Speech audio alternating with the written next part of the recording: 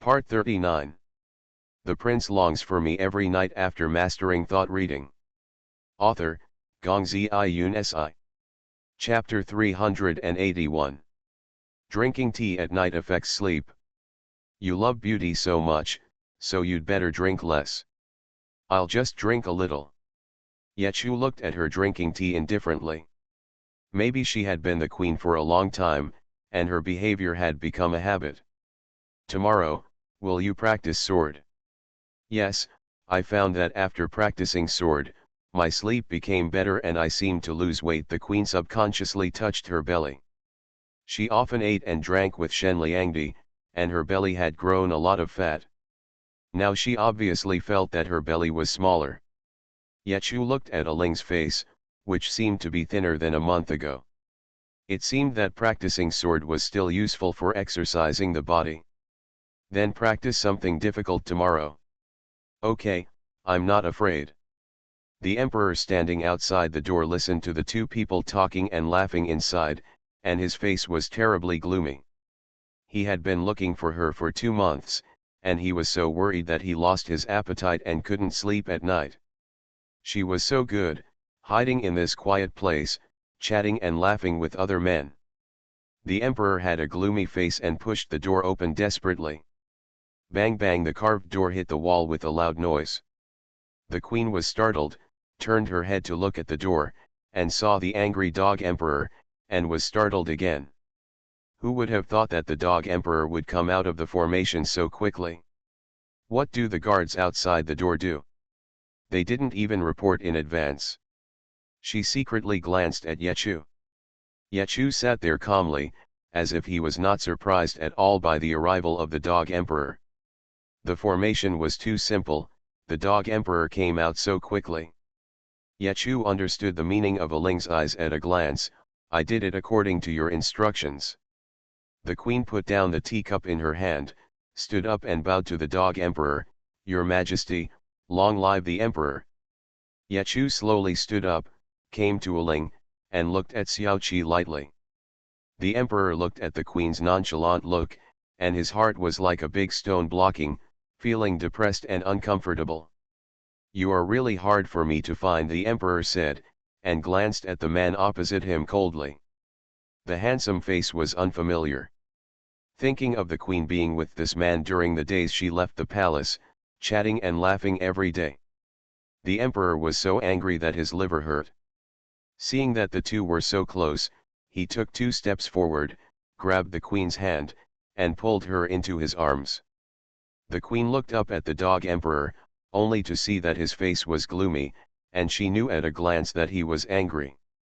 The emperor asked coldly, who is he? Why didn't he salute me when he saw me?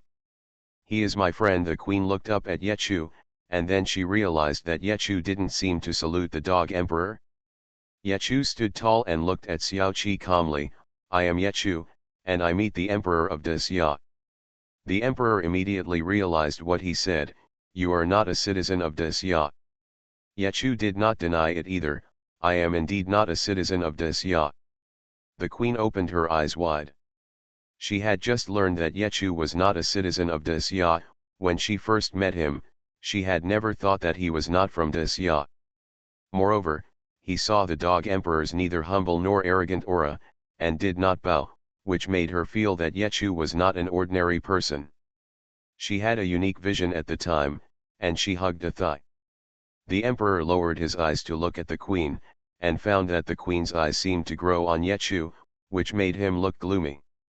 He turned the queen's face over and let her eyes stare at him. Queen, shouldn't you explain to me why you left the palace? And why you stayed with a man in the middle of the night? This was what the emperor planned before he found the queen. After finding the queen, he should first take the initiative to admit his mistakes, be sincere, and then coax her back to the palace. However, the emperor was on the verge of going berserk at this moment, and had long forgotten his original plan. The queen was forced to look at the dog emperor. If she had known that he would be like this, she should have asked Yechu to make the formation more difficult and let him wander around in the formation for a night. Don't you know why I left the palace? I have been in the palace for more than 20 years. What's wrong with coming out to meet friends? The emperor has always been obeyed by others. Although the queen's temper is not good, she has never given her face like today. You are my queen. I haven't punished you for leaving the palace without permission. You meet a man at night. Do you still have the right? Look at you. How can you be a queen at all? The emperor's angry accusation had long forgotten his wish to coax the queen. Yechu took 2 steps forward and snatched a ling from Xiao Qi's hand. His warm eyes seemed to be coated with frost at this time. A ling's efforts over the years are just what you should do in your eyes. It doesn't matter if you don't become the queen. The queen looked up at Yechu. Knowing that he was defending her, she still pried his hands apart. After all, she was a married woman and couldn't get too close to other men. The dog emperor was the most annoying. She was not only the queen, but also the legitimate daughter of her father. If the dog emperor got angry, it would not be a good thing. When the emperor saw Yechu snatching the queen away, he had a cold face, grabbed the queen's arm, and pulled her into his arms again. He raised his chin and looked at Yechu. She is my queen, and it is not your turn as an outsider to interfere. No matter who you are, I can punish you. Yechu calmly met Xiao Qi's cold eyes, yet is not a coward. If I want to take a ling away, even you, the king of Xia, can't stop me. The emperor was stunned when he heard this. He has been the emperor for so long, who dares to speak to him in such a tone? The man in front of him was not afraid of his dragon power at all. What is the origin of this Yechu? When the emperor was shaking with anger, Xiao Jinyan went directly to his wife and children. He didn't seem to be involved in their affairs. What can be guaranteed is that nothing will happen to the queen mother, because the father is reluctant to part with her. When Xiao Jinyan opened the door and came in, Shen Chuwei had just finished taking a shower. She was stunned for a moment when she saw Xiao Jinyan suddenly appearing in the room. Your Highness, didn't you enter the formation? Didn't you come out so quickly? Xiao Jinyan came to her. She had just finished bathing, and she had a different fragrance on her body. It was faint, but smelled good. Well, Lu Zheyan said that this formation is very simple and doesn't take too long. Shen Chuwei remembered that the emperor was also here, so she quickly asked, when the emperor comes, will he be angry with the queen? Xiao Jinyan chuckled, don't worry about this, my father will not really attack my mother. Shen Chu said softly, why do I feel that we have been hiding for so long this time? The emperor must be very angry, isn't his highness worried? You don't need to worry about this. Xiao Jinyan led her to the crib and looked down at her son and daughter sleeping. We haven't seen each other for a few days.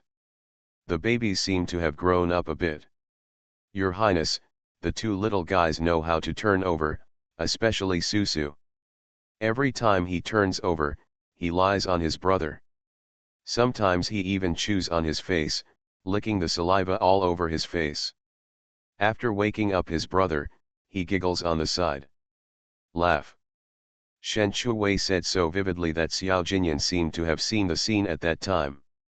Looking at his daughter's peaceful sleeping face, it was difficult to imagine her holding her brother's face and chewing on it. Susu is chewing everything in sight, brother didn't do anything. After the brother was woken up by his sister, he calmly watched her nibbling and laughing. Not only did he not do anything, he also touched her head with his little hands. When Shen Chuwei thought of that scene, she had a cute look on her face, full of fun and love. Xiao Jinyan could also think of that scene and smiled softly, yes, he is the elder brother, so he should let the younger sister. Shen Chu held Xiao Jinyan's arm slightly and smiled, Dao Tao is so sensible. She knows how to love her sister at such a young age. When she grows up, she will definitely become sensible earlier than other children. She raised her head and looked at Xiao Jinyan, Your Highness, the emperor is here, are we going back to the palace? Xiao Jinyan said, I will definitely return to the palace, but I have to wait for my father and mother to resolve the current matter. Shen Shuwei asked again, then the emperor won't give Dao Tao and Susu to others to raise, right? Xiao Jinyan reassured, no, I won't let this happen. With Xiao Jinyan's words, Shen Shuwei felt at ease. Dao Tao and Susu were born with great difficulty, so I can't give them to others. Leave this matter to me. Xiao Jinyan thought of his father's decadence these days. He should not dare to mention this matter again. His mother's departure from the palace really scared his father. At this time, tensions were rising in the wing room. The emperor looked at a strange man so protective of his queen, and immediately realized that he only had evil intentions. No wonder the queen took him less and less seriously, just because of Yechu's entanglement. He couldn't let the queen stay with Yechu for one more day, no, not even for a moment. He looked down at the queen and ordered, "Queen, follow me back to the palace." Yechu dodged and stopped in front of Xiao Qi. Do you want to take her back to the palace so easily? The prince longs for me every night after mastering thought reading. Author, Gongzi Yun Si. Chapter 382. Chapter 382. You are not good enough for Aling. After the baby sleeps between the two of them. The emperor's face was ashen as he looked at Yechu, who was not afraid of the dragon's might and actually dared to block his way. She is my queen, so she naturally wants to return to the palace with me. Are you trying to ruin her reputation by getting entangled with my queen? The queen forcefully tugged on the dog emperor's sleeve. Your Majesty, please don't slander me. I sit upright. The emperor was upset and angry at this time. How could he listen to the queen's words? He wished he could take the queen back to the palace right away without letting Yechu see her. Shut up. The queen rolled her eyes, but since she was the emperor, she couldn't be tough. Yechu looked at Xiao Qi, who was furious. He was not afraid at all. Ailing and I are innocent. You, the emperor, are in the 3 palaces and 6 courtyards. There are many women on the left and right. Since you don't love Ailing, why don't you let her go? She left. The emperor listened to Yechu's left and right sentences of Ailing and his right, and his 1,000-year-old jealousy was turned upside down. She is my queen, how can you, a man, call her by her maiden name? Yechu still asked calmly, then can you do it with only her as the queen? The emperor was startled when he heard this. He lowered his head and glanced at the queen, only to see that she also raised her head to look at him, her beautiful eyes filled with contempt. The queen snorted coldly in her heart, if the dog emperor restrained himself, pigs would climb trees. The emperor withdrew his gaze and looked at Yechu, with an aura that could not be ignored in his tone. I am the king of a country, I don't need you to teach me how to do things. Mr. Ye is not teaching the emperor how to do things, I just think that you are not worthy of Aling. Yechu rarely emphasized the last sentence. Yechu's words undoubtedly angered Xiao Qi. At the same time, the queen was stunned because she didn't expect Yechu to say such words. Although she also felt that the dog emperor had too many women, which was different from what she had thought before entering the palace. The emperor's hand hanging by his side was clenched into a fist, and he was extremely angry. However, as the king of a country, he quickly hid his emotions. I am the emperor, and she is my queen.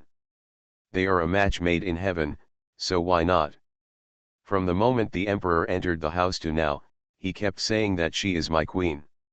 He just wanted Yechu to understand that Ling was her wife, the wife Ming Yuan was marrying. Yechu said quietly, but I feel that even if you are a high-ranking emperor, you are not worthy of Ling. The queen grabbed the emperor's arm and raised her head to look at Yechu. Apart from her family, Yechu was the only one standing behind her and fighting for her. But this matter cannot be solved by just fighting an injustice. Brother Ye, it's not too late. You should go back and rest first. Yechu glanced at Xiao Qi, who was extremely angry, and asked worriedly, what about you? The queen smiled lightly, I will solve this matter myself. The emperor looked at the two men flirting in front of him. He was jealous like never before, which almost made him lose control. Yechu stared at Aling for a long time, then turned and left. Qingying also exited and closed the door before leaving. Only the emperor and the empress were left in the room. At this time, the emperor lost control of his emotions and grabbed the queen's wrist, pulled her into his arms, and approached her with cold eyes. "What is your relationship with that Yechu?" The queen felt as if her wrist was being clamped by iron pliers, and she frowned in pain. "My concubine and brother Ye are friends." The emperor sneered, "Brother Ye? What you call is so affectionate." The queen endured the pain and said, "I was only 8 years old when I met Yechu. I have always called him brother Ye. He is just like my brother. If I don't call him brother Ye, should I call him by his first name?" It was only when the emperor stood that he realized that the queen had known Yechu for so long, and he only found out now. "In the past 2 months, you have lived together alone and alone? I have been looking for you for 2 months, but you have been chatting and laughing with another man? You are my queen." At the last sentence, the emperor roared uncontrollably, and the veins on his forehead throbbed with anger. The queen was so angry that her heart ached, and she retorted hastily, "Your Majesty, can you please be reasonable? What does it mean to live alone with a man and a woman alone? There are dozens of people in this house. Shen Liangdi and Dao Tao Susu are also there. I brother Ye is innocent. Your Majesty, please don't throw dirty water on me and brother Ye." The emperor's slender fingers pinched the queen's chin tightly. "How do you want me to believe you? In the past 2 months, you have indeed lived under the same roof with another man." The queen looked at the emperor in confusion, her heart hurt even when she breathed. After a long time, she finally uttered a sentence, "Is this the kind of woman I think my concubine is in the eyes of the emperor?" The emperor was startled when he heard this. The queen looked at the emperor who was close at hand, and suddenly thought of Xiaoqi when he was young. Now he has changed his mind. "Since the emperor doesn't trust me, I have nothing to say. When the emperor married me, I just thought that my father and brother were important ministers in the court and would be helpful to you. You don't need me to stabilize you now." Situation. The emperor was stunned again. "I have been a queen for more than 20 years easily. I have long been tired of it. Your Majesty, please take care of it." The emperor used all his strength to prevent himself from losing control. He sneered, "I see, you can't wait to sleep with Yechu and fly together. I won't let you get what you want. You are my queen and will be for the rest of your life." This time the queen was stunned. There is something wrong with the dog emperor's brain. If she really had such thoughts, why did she enter the palace in the first place? Why not hook up with Yechu? If a woman pursues a man, she will definitely have a chance to pursue him. But it happened that back then, she was deceived by Xiaoqi when she was ignorant. She entered the East Palace without hesitation and became the crown princess that all women wanted. The emperor said with a cold face, "Follow me back to the palace." The queen frowned and said, "I don't want to go back. You are my queen." Before the emperor finished speaking, he was interrupted by the queen, "Your Majesty, you don't have to repeat the sentence all the time. I know that I am the queen. I am not the queen of the emperor alone, but the queen of Daxia." The emperor choked, not expecting the queen to use these words to retaliate against him. The atmosphere was tense for a while. The emperor had not taken any water since he entered the battle. After the argument just now, his throat was so dry that he was about to smoke. "Make me a cup of hot tea." The queen rolled her eyes and let Qingying make tea. When the hot tea was served, the queen complained to herself that drinking it would make her sleepless at night. The emperor held the teacup and took a few sips to relieve his irritability. The queen's face didn't look good either. Of course she was angry. Sure enough, if you have been following the rules for so many years, if you suddenly act boldly, you will be labeled as dirty. The difference between men and women is that a man can have 3 wives and 4 concubines. Not only can a woman have only one man, she cannot even have friends of the opposite sex. Watching the dog emperor drinking tea, after all, in the dog emperor's eyes, she was the same as other women. The emperor drank a cup of tea and his anger calmed down a bit. He raised his phoenix eyes and looked at the queen. As long as you follow me back to the palace, I will not hold you responsible for anything that happened between you and Yechu when you left the palace. The queen was furious when she heard this. I and brother Ye are innocent. If the emperor says this, I will not be able to go back with the emperor. Otherwise, the slander will be confirmed. I have been tolerant of you. If another concubine was so bold. The emperor was very angry. If it were another concubine, he would not go out to look for it himself, nor would he send someone to arrest her and throw her into the house without thinking about food and dinner. The cold palace is light. The queen said coolly, when other concubines act wildly in the harem, doesn't the emperor turn a blind eye or close one? The emperor said, can we discuss them together? Why not? They are relying on the emperor's favor. I am still a queen. What's wrong with leaving the palace? I am a person with a token. I can go on the road with the certificate, the queen said confidently and confidently. Speaking of the palace exit token, this token was originally given to the empress privately by the emperor. He was afraid that when she missed home, she could take the token and leave the palace directly for convenience.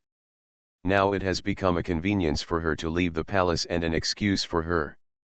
The emperor gritted his teeth and said, I didn't give you the token to let you leave the palace. She didn't know how he got here in the past 2 months, nor did she notice that he had lost a lot of weight. It would be strange if the emperor, who was so aggrieved, was not furious when he found the queen and saw her chatting and laughing with other men. The emperor himself told my concubine that with this token, you can leave the palace as soon as you want, and no one will dare to stop you. The queen imitated the emperor's tone and repeated it. After speaking, she added, it turns out that the emperor also did the same. Don't keep your words. The emperor paced back and forth in the chamber angrily, feeling angry and having nowhere to vent his anger, and the feeling of suffocation was uncomfortable. The queen looked dizzy. The emperor suddenly stopped and strode over, startling the queen. He gritted his teeth and said, it's getting late. Let's rest first. I'll settle the score with you tomorrow. Queen. On the other side, the room is quiet. Xiao Jinyan lowered his eyes and looked at the woman sleeping soundly in his arms. His eyes heated up when he thought of the way she hummed like a kitten when she was overly tortured just now. He pulled up the quilt. In April, the night was very cold. It's still dark. Susu waved her little hands, twisting her fleshy little body out of the quilt, then turned over neatly, and lay on her brother's body again accurately, grabbing her brother's face with her little hands and chewing on him. After nibbling a few times, I was still hungry. Hey, for a long time, no one paid attention to her. She held her mouth in grievance and started crying. Wow. Xiao Jinyan woke up immediately when he heard the baby's cry. He lifted the quilt and got out of bed and came to the crib. When he saw Susu's aggrieved look, he picked her up. Susu woke up crying. There was only one reason, that is, she was hungry. Good boy Susu, my father will take you to find your mother right now. Xiao Jinyan carried Susu to the bedside, lifted up the quilt, and lay in with the baby. The baby was placed between the two of them. Seeing that Xiaju was sleeping soundly, Xiao Jinyan was reluctant to wake her up, so he took the initiative to untie her clothes. Susu was probably very hungry, so she pulled at Shen Chuwei's clothes with her 2 little hands. You are listening to Novels at Bless Up channel. Wish you happiness and luck. Please subscribe to receive new novels. How do you feel about this novel? Please like and leave a comment. The prince longs for me every night after mastering thought reading. Author, Gongzi Yun Si. Chapter 383. Shen Shuwei was sleeping soundly, and she felt someone was nudging her in front of her. The feeling was very familiar. As she fell asleep, she thought it was still the same as last night when Xiao Jinyan was tossing her around. She snorted, "Jinyan, stop it." Snorting like a kitten, Xiao Jinyan looked down at his daughter, who was eating hard, and he couldn't help laughing. Shen Shuwei saw that Xiao Jinyan ignored her and was still doing it. She forced herself to open her eyes, and saw a handsome face staring at her. She was stunned for a moment.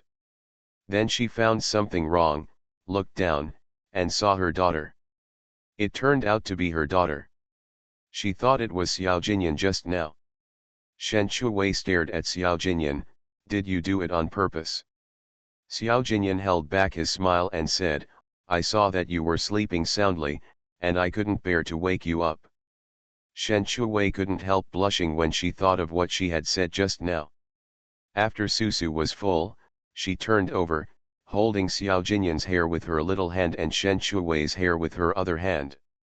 Susu, who was full and satisfied, smiled very happily. Shen Shuwei saw it and smiled. Susu likes to laugh very much.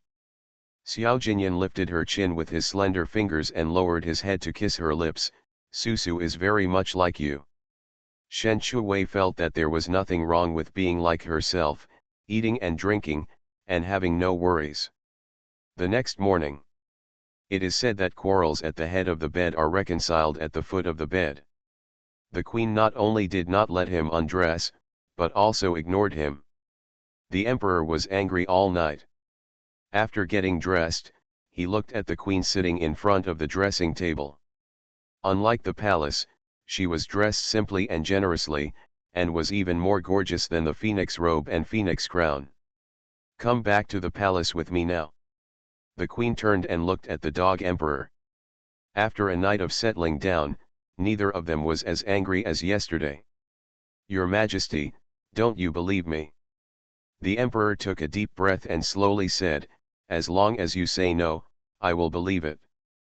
"Your Majesty still doesn't believe me." The queen retracted her gaze and looked at herself in the bronze mirror. Even if she took good care of herself, she was already a grandmother. "Your Majesty, when we first met, you knew that I was General Chang's legitimate daughter, right?" The emperor was stunned when he heard this. Until the queen looked up again, he said, "We are already an old couple, why do you think of asking this question?" "Yes or no?" the queen asked, trying to get a positive answer.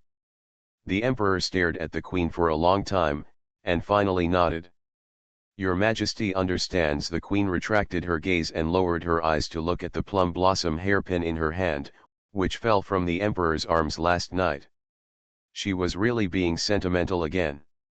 There is no such thing as love at first sight, it's just a long-planned conspiracy.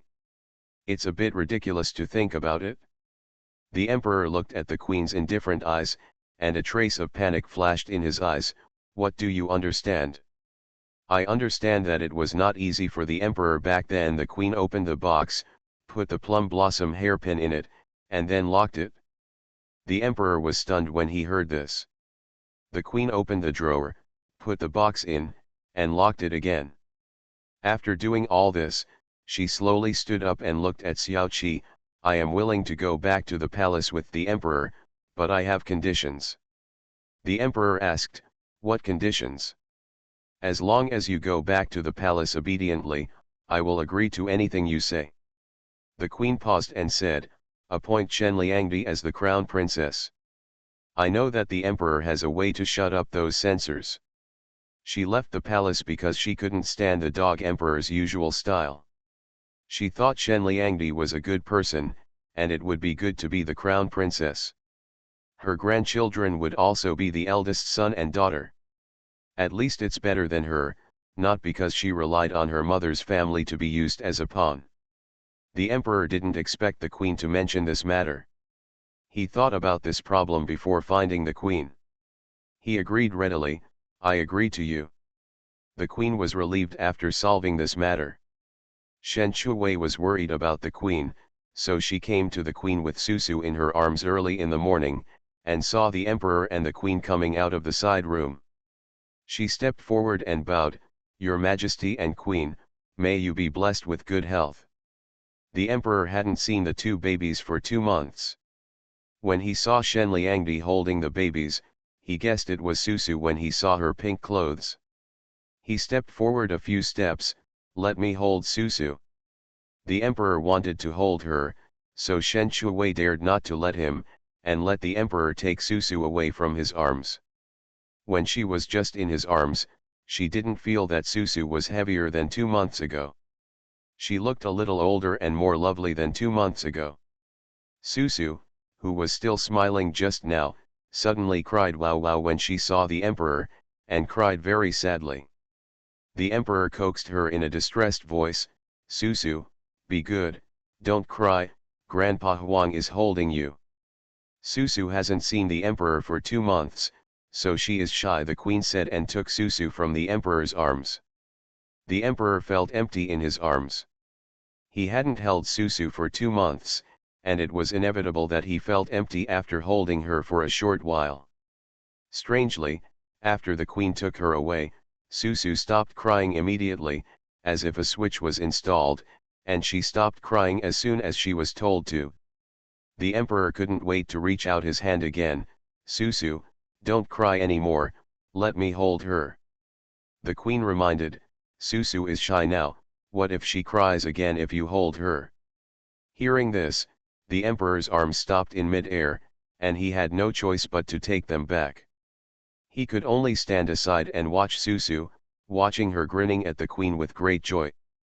Susu is getting better and better at laughing, look how sweet she laughs, but she didn't smile at him, the emperor's grandfather. The emperor was not discouraged. Susu was shy because she hadn't seen him for 2 months, but she would not be shy when she returned to the palace. After breakfast, the emperor ordered people to start packing and return to the palace. The queen held Susu in Shen Liangdi's arms, then turned to look at the dog emperor. "Your Majesty, I am going to say goodbye to brother Ye." The emperor glanced at Yechu in front of him.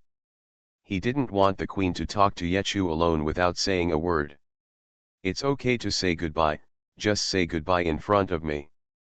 The queen said, "There are some words that are not convenient for the emperor to hear." The emperor snorted, "Then don't say goodbye, I don't think he is a good person." Brother Ye is much more upright than the emperor. After the queen said this, she walked towards Yechu. The emperor's face looked a little ugly when he heard this. In front of so many people, he had no choice but to endure it.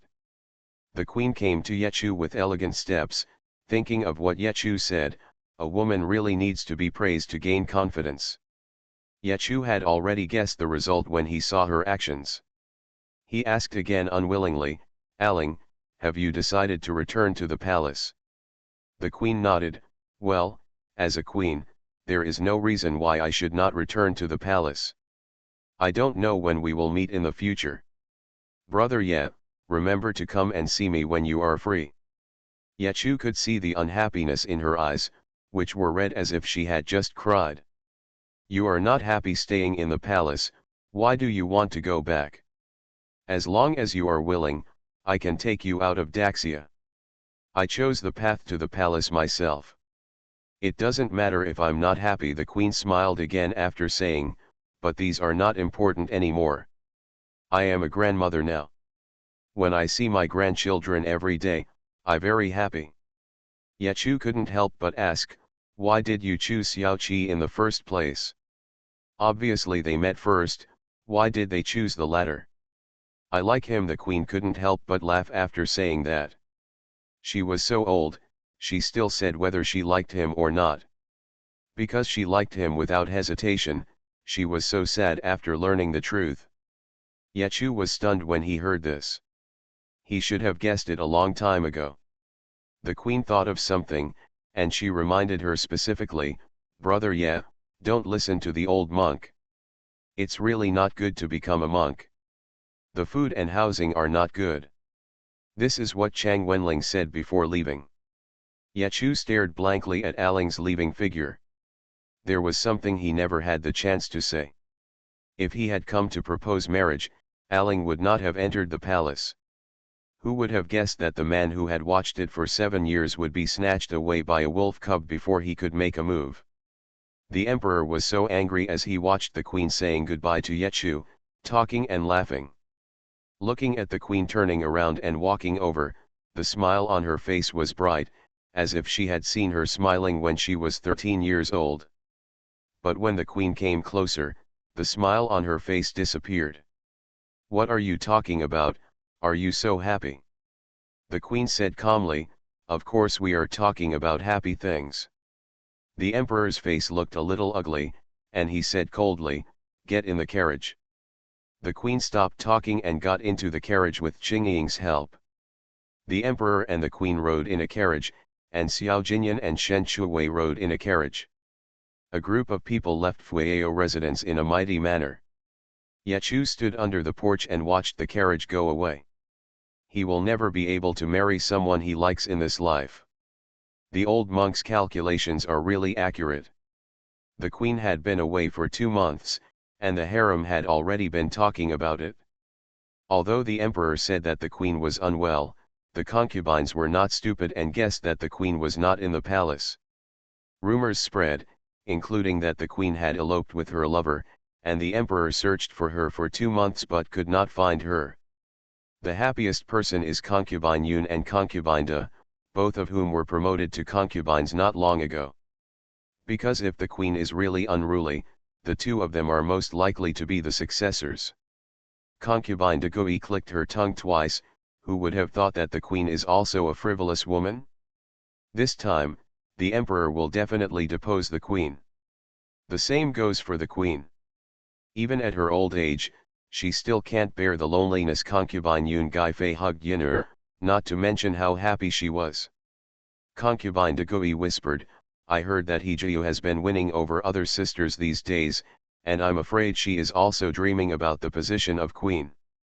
Hejiu is the most favored now." "It's normal to have such crooked thoughts," concubine Yun said. "Not only in the harem, but also in the East Palace, there are various rumors." Su Chenjui whispered, "I heard that Shen Liangdi's 2 children died in infancy, and Shen Liangdi also went crazy and was sent out of the palace." Concubine Shui drank her tea proudly, "It's a pity. We are destined to have twins, but not to raise them." Concubine Su was passing by the garden and heard someone cursing Shen Liangdi and the baby, and the words were very vicious, so she became angry on the spot. She walked out from behind the tree waving a small handkerchief, pointed at Su Chenjui's nose and cursed, "Su Chenjui, did you wipe off the selu on your mouth? Scorpions don't even have your mouth to bet." After wiping off selu, concubine Su still learned from the storybook. "The prince longs for me every night after mastering thought reading." Author, Gongzi Yun Si. Chapter 384. Su Chenjui saw the quarrelsome concubine Su, who had always been on good terms with Shen Liangdi. Now concubine Su was temporarily in charge of the affairs of the East Palace, and many things had to go through her hands. "It's not good to offend concubine Su." Su Chenjui hurriedly stepped forward to greet me. "Concubine Su, you may have heard wrong. I didn't say Shen Liangdi." Concubine Su snorted, "My ears are very good. I heard everything you just said clearly. You dare to curse His Highness's heirs. You are so brave. When your Highness comes back, I will tell you all. Tell your Highness to shut up your mouth." Su Chenjui's legs were so frightened that he knelt on the ground with a plop, and begged pitifully, "Concubine Su, there are rumors in the East Palace. I am not the only one who guessed. Everyone said so. Concubine Su is open to the public, don't tell His Highness. If I had known earlier, why would I be so venomous just now? You can explain it to His Highness yourself." Concubine Su looked at concubine Shui after she finished speaking. "I have to disappoint you. Shen Liangdi and the babies are fine. As for you, not even a chance to survive. Concubine Su, you should be careful when speaking. You came in so long before me, and I didn't see any movement in your stomach." Concubine Shui glanced at concubine Su's belly. "Is there something wrong?" "Bar. Concubine Su put her hands on her hips and held out her belly for Concubine Shue to see. Don't worry about it, I'm in great shape. Concubine Shue sneered, you're in good health and you're still pregnant with a child. You treat Shen Liangdi so well. I never saw Shen Liangdi say a few nice words in front of His Highness and give you several opportunities to sleep with him. You want to sow discord? It's a pity, I don't have to sleep with you, Concubine Su said with a smile. It's not like someone who wants to sleep with you day and night, but has no chance. Concubine Shue stopped drinking tea and rolled her eyes angrily. She was really an idiot. At this time, there was a lot of movement not far away, and the sound of chatting could also be heard. Shen Shuwei followed Xiao Jinyan into the East Palace and looked at the East Palace that she had not seen for 2 months. It was still snowing before leaving, and the garden would be full of spring. After being away for 2 months, I still miss the East Palace. I miss her small vegetable garden, orchards, and chicken coops. Fortunately, there are people taking care of them, otherwise I wouldn't be able to sleep outside. Xiao Jinyan lowered his eyes and looked at Shen Shuwei, seeing the smile on her face. I thought you would be reluctant to come back after leaving the palace. Shen Chu touched her ears guiltily. She naturally liked the palace and Fueyao residence. However, if there was no Xiao Jinyan in Fueyao residence, then she would still choose the East Palace, where the family of 4 should be together. Anyway, it doesn't stop her from eating and drinking. When Concubine Su saw Shen Shuwei's eyes shining, she ignored Su Chenjui and Concubine Shue and walked up to them, waving her handkerchief. Shen Liangdi. Shen Shuwei looked at Concubine Su who was walking towards her, and looked at her voluptuous little face, which was now pointed. Concubine Su, I haven't seen you for 2 months. You've lost weight. Concubine Su did not forget to bless Xiao Jinyan, Your Highness. She just kept looking at Shen Shuwei. After bowing, she couldn't wait to show off and circled around. I've been missing you for the past 2 months and my appetite has not been good, so I lost weight and my clothes look better. Xiao Jinyan watched the interaction between Shen Shuwei and Concubine Su and knew that what Su Concubine said was sincere. It was rare to see such friendship in the palace. Su Chenjui saw His Highness and Shen Liangdi from a distance. Behind Shen Liangdi, Chengzi was holding a child in his arms, and Little Rabbit was also holding a child in his arms. This picture is enough to dispel those false rumors. Su Chenjui was so scared that after it was over, His Highness would definitely be angry. When Concubine Shue saw that Shen Liangdi and the children were well, she felt a little unwilling. Why didn't she die outside? Why did she come back? His Highness came back, and Concubine Shue and Su Chenjui also came to greet him. Wish you all the best, Your Highness. After Concubine Su and Shen Liangdi finished reminiscing, they saw Concubine Shue and Su Chenjui coming, and there was a report that they were puppies if they were not beaten. She turned to Xiao Jinyan and said, By the way, Your Highness, during the days when Shen Liangdi was away, rumors spread in the East Palace. They actually said that something happened to the cursed babies, and Shen Liangdi went crazy. Su Chenjui felt extremely guilty. Concubine Su's mouth was like a barrage of words. She felt uncomfortable if she didn't criticize others. Now she still likes to make reports. How much benefit has Shen Liangdi given you? Concubine Shue cursed directly in her heart.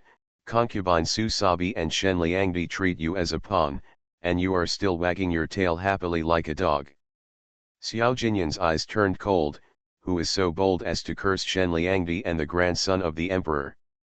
Concubine Su waved her handkerchief at Su Chenjui and Concubine Shue. Your Highness, look, they are the 2 in front of you. I just heard them say that. Concubine Shue turned to look at Concubine Su and said warmly, Concubine Su, did you hear wrong just now? How could I curse Shen Liangdi? We are sisters, don't we all look forward to each other? Su Chenjui saw that Concubine Shue pushed her all the way, and she followed her example. Your Highness, I did not curse Shen Liangdi, nor did I have the courage. I was just curious as to why Shen Liangdi had been away from the palace for so long. She also heard what others said. Besides, Shen Liangdi didn't show up for so long and the children were missing. Anyone would think that the children were gone and Shen Liangdi was crazy. She couldn't be blamed for this. Concubine Su was extremely angry. You all cursed just now, and now you don't admit it? How shameless. Concubine Shui glanced at Concubine Su and didn't take her seriously at all. She looked at Xiao Jinyan and said aggrievedly, Your Highness, I don't have that intention. She was hoping that the child would be gone. Shen Liangdi went crazy. Xiao Jinyan glanced at Concubine Shui and Su Chenjui. Even if Concubine Su didn't say it, he knew from their inner thoughts how vicious their mouths were. Do you mean that Concubine Su wronged you? Without waiting for Concubine Shui and Su Chenjui to explain, Xiao Jinyan said coldly, Dare to curse the heir to the throne, punish you to go to the Buddhist temple to chant for an hour and copy a copy of the Diamond Sutra. After saying that, he took Shen Shui's hand and left directly. Concubine Su felt very happy. She happily followed to the Hehuan Hall, waving her handkerchief. She hadn't seen Dao Tao and Susu for a long time. She missed the brother and sister so much. Only Concubine Shui and Su Chenjui were left angry. Back to the Hehuan Hall, there was no change inside. Concubine Su went to hug Dao Tao and Susu as soon as she came in. Susu, I haven't seen you for 2 months. You have become more beautiful again. There is more flesh on your face. Concubine Su hugged Susu and teased her while talking. Susu was very helpful and cooperative. She grinned and laughed from time to time, which made Concubine Su very happy. Shen Shui was a little sleepy at this time. She lay on the couch and planned to sleep for a while. Xiao Jinyan sat on the couch. Looking at her lazy appearance, his daughter didn't seem to be like Xiaju in this respect. Xiao Jinyan didn't sit for long before being called to the imperial study by eunuch Li. After the queen was found, the emperor felt relieved. Although Yechu made him very unhappy, fortunately he couldn't bother the queen in the future, so he felt a little relieved. Xiao Jinyan stepped into the imperial study and greeted him, Father asked me to come here. Is there anything you want to tell me? The emperor put down the teacup in his hand and looked up at the prince. If he had known this, he would have directly appointed Shen Liangdi as the crown princess at the full moon banquet, and the queen would not have left the palace. He would not have not seen the queen, Susu, and Dao Tao for 2 months. I plan to make Shen Liangdi the crown princess. In order to make the status more suitable, Shen Liangdi will be named Jiahe County Princess. Xiao Jinyan was very happy when he heard this. He could finally marry Xiaju in a formal way. He knelt down to thank him. Thank you, Father, for your grace. The emperor looked at the crown prince's happy look, and suddenly thought of how he was so happy when he was still the crown prince and was preparing to marry the crown princess. You go back and make good preparations. Let Lu Iking choose an auspicious day to hold the crown princess ceremony.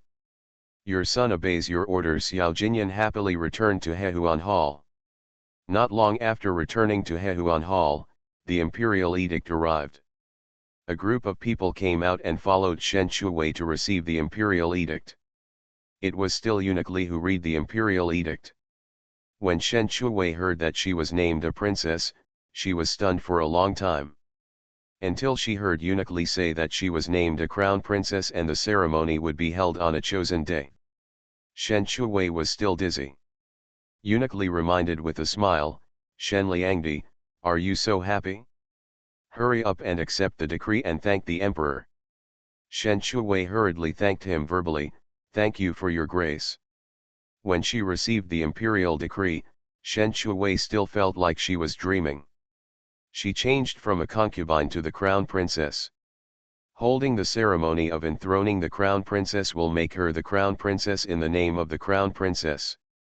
As the saying goes, when one person succeeds, the whole family will ascend to heaven. The servants of Hehuan Hall, Xiun Pavilion, and Xiaoxiang Pavilion all ascended to heaven. Congratulations, my lady. Congratulations, my lady. Shen Shuwei was brought back to reality by a burst of congratulations. She was indeed going to be appointed as the crown princess. The most excited person was Chengzi, who had been following Shen Shuwei wholeheartedly since she was not favored. She witnessed the process of Shen Shuwei from being unfavored to being favored step by step. It was full of ups and downs, enough for her to brag about for the rest of her life. My lady, we have finally reached the highest point, the crown princess. Look how good my vision is. Shen Shuwei said, my vision is also good. I chose you as my personal maid. Let's have a braised meal tonight. Chengzi. The last sentence is the key. Xiao Jinyan couldn't wait to call Lu Zaiyan over to calculate the auspicious date. You calculate it, the sooner the better. Lu Zaiyan said, Your Highness, no matter how fast I have to reply to Your Highness tomorrow. Xiao Jinyan explained with rare patience, what I mean is that the sooner the day of the ceremony of appointing the crown princess, the better. He was afraid that it was too late, and someone would deliberately make trouble and create more complications. I understand. Lu Zaiyan nodded, and then said, I saw that Shen Liangdi was destined to be the king of phoenixes. Now it seems that I was not wrong. Hearing this, Xiao Jinyan said with some displeasure, did you calculate that Shen Liangdi would become the crown princess? Then why didn't you tell me at the beginning? The prince longs for me every night after mastering thought reading. Author, Gongzi Yun Si. Chapter 385. Lu Zaiyan felt wronged. Your Highness, I wanted to say it, but you didn't give me a chance. Xiao Jinyan snorted, why didn't I give you a chance to say it? If I knew Shen Liangdi would be the crown princess, I wouldn't. How much energy did he waste to make Xiaju the crown princess? He was afraid that his father would make Bihe the crown princess. Your Highness, when Shen Liangdi was cursed by someone using her birth date last year, I accidentally saw the pulse of Shen Liangdi's palm and vaguely saw the fate of the king of phoenixes. I wanted to take a closer look, but you didn't let me. You even told me to get out. Lu Zaiyan felt more and more wronged. Xiao Jinyan didn't believe that he would be so unreasonable. If you said you saw Shen Liangdi's fate at that time, would I not let you see it? Your Highness, you didn't give me a chance to explain, and you told me to get out. He was very sad when he got the word get out at that time. Okay. Xiao Jinyan was stunned. Thinking carefully, he seemed to have said this. Can he be blamed for this? Who asked Lu Zaiyan to hold Xiaju's hand? Can Xiaju's hand be held casually? Since Shen Liangdi has the fate of the king of phoenixes, don't we have to worry about the possibility that the enthronement ceremony cannot be held? The ceremony of enthroning the crown princess is equivalent to the ceremony of the crown prince marrying the main wife, which is very grand. Your Highness, not everything goes smoothly. If things go too smoothly, disputes will arise. What we have to do is to resolve them one by one, Lu Zaiyan said. Xiao Jinyan also nodded in agreement. If you meet a god, kill him. This time, no one can destroy the enthronement ceremony. Calculate the auspicious date and tell me in time. Lu Zaiyan lowered his eyebrows and nodded, I know. After leaving the study, Lu Zaiyan sighed, why am I always the one who gets hurt? As soon as he finished speaking, a tall and straight figure appeared in front of him, pressed his shoulders, looked him up and down, and turned around twice. Lord Lu, where are you injured? Lu Zaiyan is most afraid of turning around, and he gets dizzy after turning around. He grabbed Wei Kai's arm and hurriedly shouted, don't turn around, you get dizzy. Wei Qi hurriedly retracted his hand when he heard it. Seeing Lu Zaiyan's uncomfortable look, he couldn't help but worry, do you want to ask the imperial physician? Lu Zaiyan waved his hand, no. Wei Qi asked again, did His Highness do anything to you? No, I'm going back to calculate the auspicious date. See you later. After Lu Zheyan finished speaking, he walked out of the East Palace with a dignified step. Wei Qi looked at Lu Zheyan's back as he left, and always felt that something was wrong. In the past 2 months, Xiao Jinyu almost broke the threshold of the Hehuan Palace, and each time he went there in vain. Later, I learned that it was the Queen Mother who took Shen Liangdi and the dragon and phoenix babies away from the palace. Today, I got accurate news that the dragon and phoenix babies returned to the palace today. Xiao Jinyu rushed to the East Palace without stopping, and before leaving, he pulled Miss Han with him. You haven't held Dao Tao and Susu for a long time, you must miss them. Now they are back, you can hold them as long as you want. Miss Han. I don't want to. Looking at Xiao Jinyu walking in front, I can only be forced to follow. In order to make the babies play more happily, Shen Shuwei asked Xiaotu to install a fence on the other side of the couch, so that no matter how the babies twist inside, they will not fall down. Shen Shuwei sat on the other side of the couch, with a low table in the middle. She held her chin with one hand and ate the cakes prepared by Chengzi. By the way, she watched her daughter eat and drink enough and not sleep, and kept lying on her brother to make trouble. Generally, babies who get enough sleep will be smarter. My brother sleeps 10 hours a day. Susu sleeps less than 9 hours a day. At this time, my brother was sleeping soundly. Susu, who had nothing to do after eating, turned over with a kick of her calves. Because she was only 3 months old, she couldn't crawl, so she could only use her calves to push the couch to move her body. Her little hands tightly grasped her brother's clothes, and she moved her body to her brother's side with all her strength. Her beautiful and bright eyes stared at her brother curiously, and finally fell on her brother's nose. Finally, she couldn't help but stretch out her fleshy little hands to poke her brother's nose. Shen Shuwei watched her sister start to toss her sleeping brother again. She puffed her cheeks and reminded, Susu, don't disturb your brother's sleep. Accustomed to the syllable of Susu, Susu immediately raised her head and looked over after hearing it, grinning, like a little girl who was caught doing something bad secretly. At this time, Xiao Jinyu came in with Miss Han and saw Shen Shuwei on the couch. Sister-in-law, you are finally back. Shen Shuwei raised her head and looked at the door. 2 slender figures walked in at the same time. They were good-looking and had good figures, which made people's eyes bright. After seeing Xiao Jinyu's handsomeness and Yechu's immortal-like man, Shen Shuwei could calmly look at the handsome men and beautiful women in front of her. Miss Yu Wang Han, you are here. Maybe Xiao Jinyu brought her delicious food every time he came, so she subconsciously looked at Xiao Jinyu's hands, but she saw that her hands were empty. Little uncle, why did you come empty-handed? Shen Shuwei followed the babies and called the little uncle, indicating that it was the babies who wanted to eat, not her. This time, Xiao Jinyu forgot to bring any small toys, not to mention food. Sister-in-law, I came in a hurry this time, I will definitely bring you something delicious next time. After Xiao Jinyu finished speaking, she looked at the dragon and phoenix babies on the couch, only to see Susu lying on her brother, raising her little head and staring at him curiously. The babies look the same, so the color of their clothes is used to distinguish the older and younger sisters. Xiao Jinyu clapped his hands at his younger sister. Susu, give me a hug from the little uncle.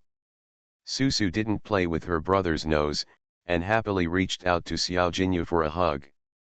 Xiao Jinyu saw Susu reaching out for a hug, and his heart melted. Susu is so cute.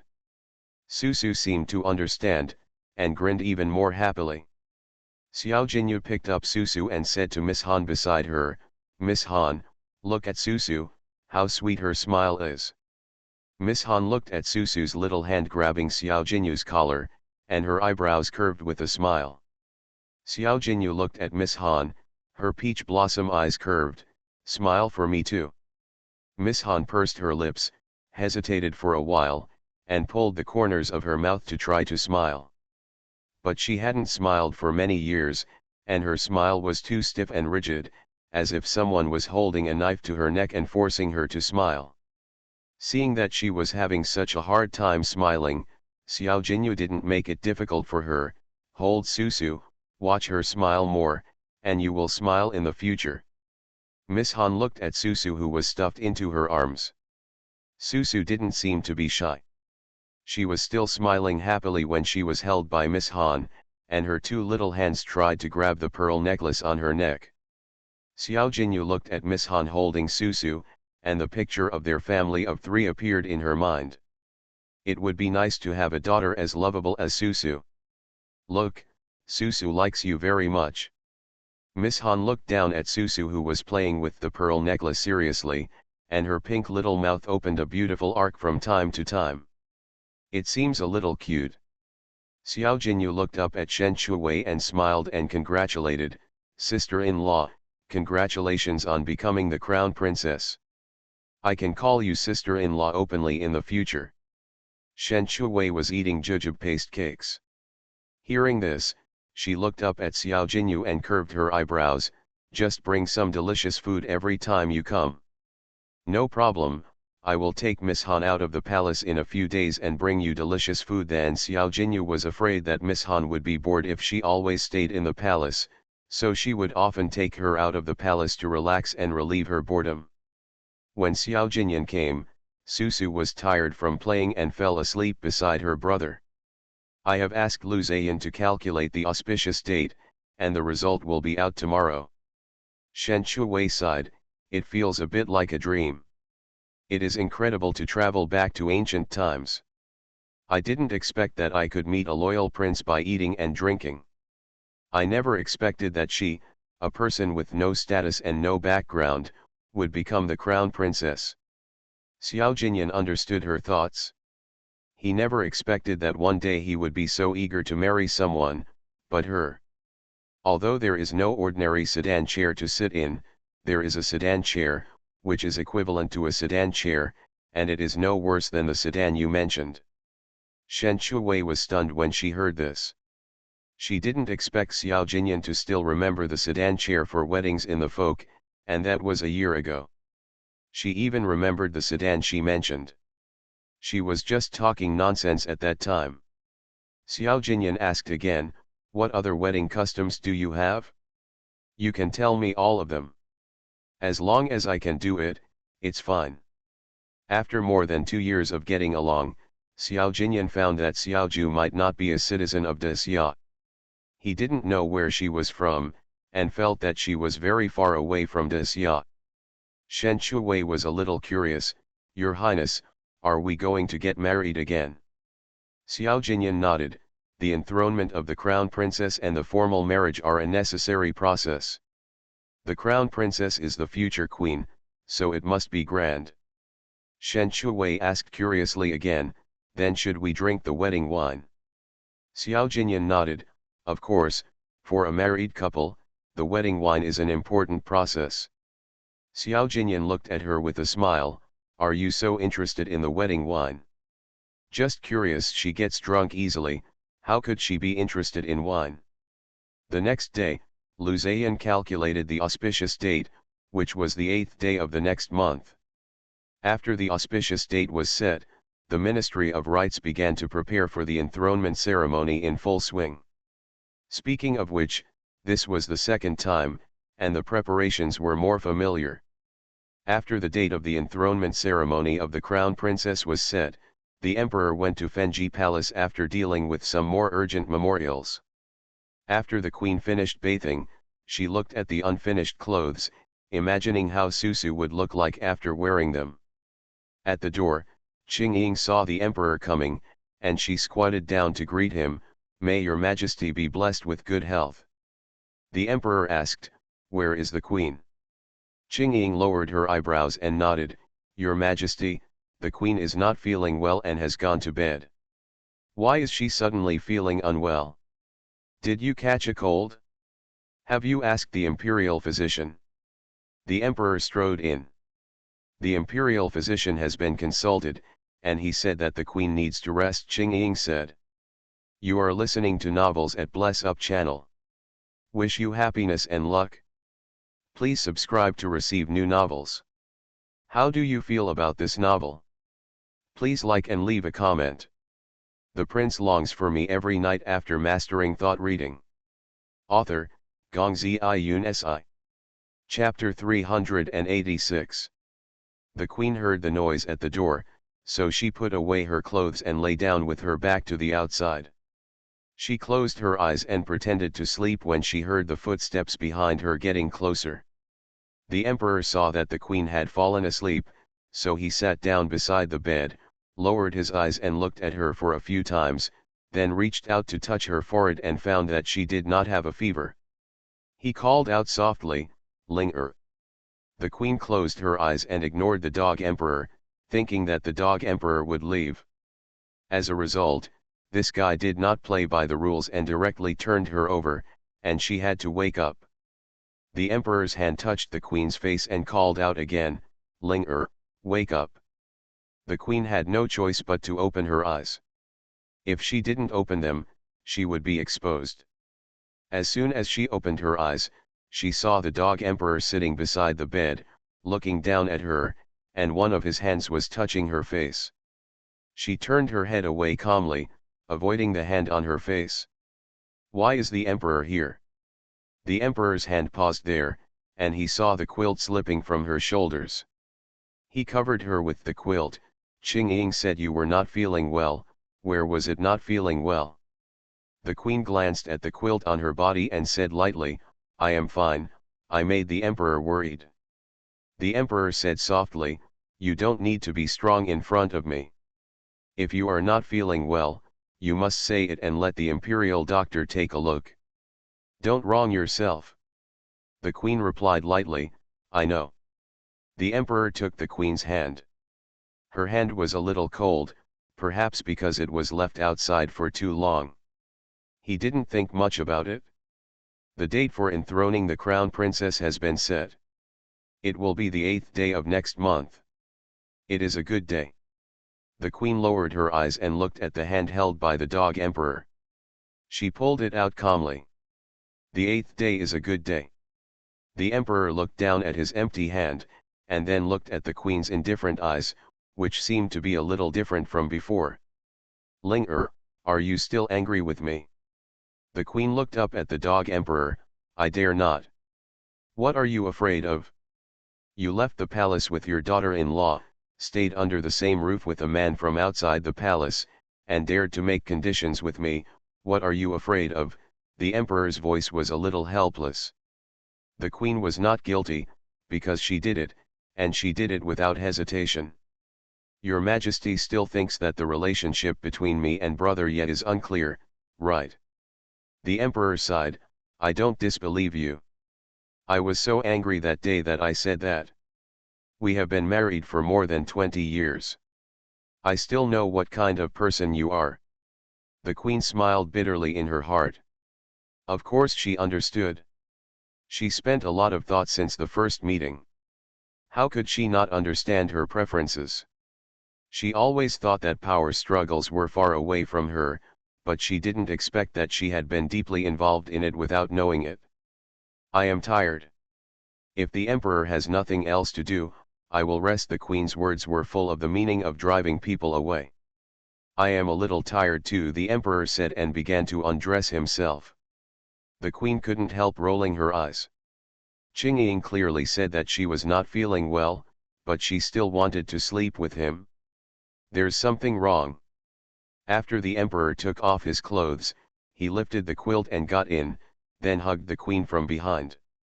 After 2 months of separation, she didn't know how much he missed her. The queen pushed the dog emperor, trying to push him away. She said dissatisfiedly, "Your Majesty, I am not feeling well." The queen was a woman, and her strength was not as great as a man. She was hugged tightly by the emperor and couldn't open her eyes at all. She rolled her eyes in anger. "Ling-er, I don't do anything, I just want to hug you." The queen. "Ling-er, when I first met you, you were..." Before the emperor finished speaking, he was interrupted by the queen, "Your Majesty, I am tired." Then sleep. The emperor was actually very tired. He had been looking for 2 months and had not had a good sleep. The queen closed her eyes, but was just hugged by someone. She couldn't ignore it even if she wanted to, and she couldn't sleep well at all. The emperor, on the contrary, rarely had a good sleep. At 5 o'clock in the morning, Eunuch Li reminded the emperor to get up for the morning court. The emperor was reluctant to get up, but he had to get up because he had something important to announce today. He put on his clothes and looked at the queen who was still sleeping. He leaned over and kissed her on the lips, and then went to the morning court with satisfaction. When the queen woke up, it was already dawn. After washing and dressing up, the queen put on the phoenix robe again, put on the phoenix crown, and sat on the throne of Fenji Palace. Concubines from various palaces came in one after another to pay their respects to the queen. The queen sat upright on the throne, looking at the dozens of concubines below. Whether they had slept with her or not, they were all beauties picked from thousands of miles away. Even concubine Su, who was the most favored concubine in the harem, could not let the emperor favor only one person. Fenji Palace was closed, and there were many rumors in the harem. After 2 months, the concubines began to see the queen again. Although the rumor that the queen eloped with someone else was broken, they were also curious about what happened to the queen in the past 2 months. Was she really sick, or something happened? But no one dared to ask directly. Concubine Yun asked with a smile, "Empress, the emperor said you were not feeling well, are you feeling better now?" The queen held the teacup and drank tea leisurely, glancing at Yun Xian's fake mouth. "I am in good health, I am sorry to have worried Concubine Yun." Concubine Yun held up her handkerchief and said nothing more. The other concubines had their own concerns. One thing is that if the queen is fine, then the position of queen does not belong to them. Today, the Imperial Design Department and the Clothing Bureau came to tailor the Crown Princess's dress and hair accessories for Shen Shuwei. At this time, Shen Shuwei was like a puppet, allowing a group of masters to look at her and fiddle with her to measure her size. After the measurements were completed, the group of people left. Chengzi looked on from the side, more excited than Shen Shuwei. "I wonder what the Crown Princess's dress will look like, it must be better than Chang Lianjia Yuan's." Shen Shuwei looked at Chengzi's excitement, it felt like she was going to be the Crown Princess.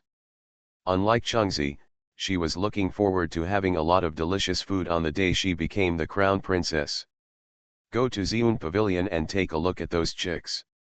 2 months after leaving the palace, the hens in the chicken coop laid a lot of eggs. Because no one ate them, Xiao Gaiza let the hens hatch all the chicks, which had just hatched a few days ago. At this time, Dao Tao and Susu were sleeping. Shen Shuwei and Chengzi came all the way to Xiun Pavilion. Xiao Gaiza also knew that Shen Shuwei was going to be appointed as the Crown Princess, and greeted her with a smile. "Congratulations, young lady, congratulations, young lady." Shen Shuwei knew that they were all happy for her. "On the day when the Crown Princess is appointed, I will treat you to delicious food, and each of you will receive 3 months of extra monthly salary." Xiao Gaizi and Gai Xiang hurriedly thanked her. "Thank you for the reward, young lady. Let's go see the chicks." Shen Shuwei went straight to the hut next to the chicken coop, which was covered with haystacks and surrounded tightly. The cold wind could not blow in, and the chicks were well raised. Shen Shuwei counted them deliberately, there were 30, not a small number. Xiao Gaiza lifted another cotton cloth and said to Shen Shuwei with a smile, "Young lady, the ducklings have also hatched." "Really?" Shen Shuwei walked over happily, looked down, and saw 3 ducklings, quacking. The small fluff on their bodies was still wet, and they should have just hatched not long ago. There are also more than a dozen duck eggs, which are estimated to be hatched in a few days. Xiun Pavilion and Xiaoxiang Pavilion have been connected, and a door has been installed in the middle. Because of the blessing in disguise from being imprisoned last year, her farm has expanded more than doubled. When Xiao Jinyan returned to Huiwen Palace, he did not see Xiaju, but only saw the babies sleeping very sweetly. After asking the little rabbit, he learned that Xiaju went to Xiun Pavilion.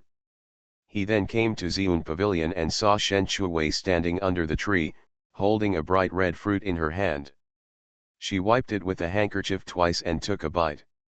In Xiao Jinyan's eyes, Shen Shuwei's greedy nature will not change with age, but will become more and more greedy. He walked over. Shen Liangdi. Shen Shuwei turned around when she heard the voice and saw Xiao Jinyan walking towards her. She curved her eyebrows and said, "Your Highness, why are you here?" "Of course I came to see you." Xiao Jinyan came to her and looked at her lips that had eaten cherries, which were stained with cherry juice. He lowered his head and kissed her lips a few times. As he expected, it was sweet and delicious. The sudden kiss made Shen Shuwei stunned. Who would have thought that the calm, self-sustaining, and aloof prince who was not interested in women would kiss her in the orchard? Xiao Jinyan laughed softly, "So sweet." Shen Shuwei. Did he eat her mouth like a cherry?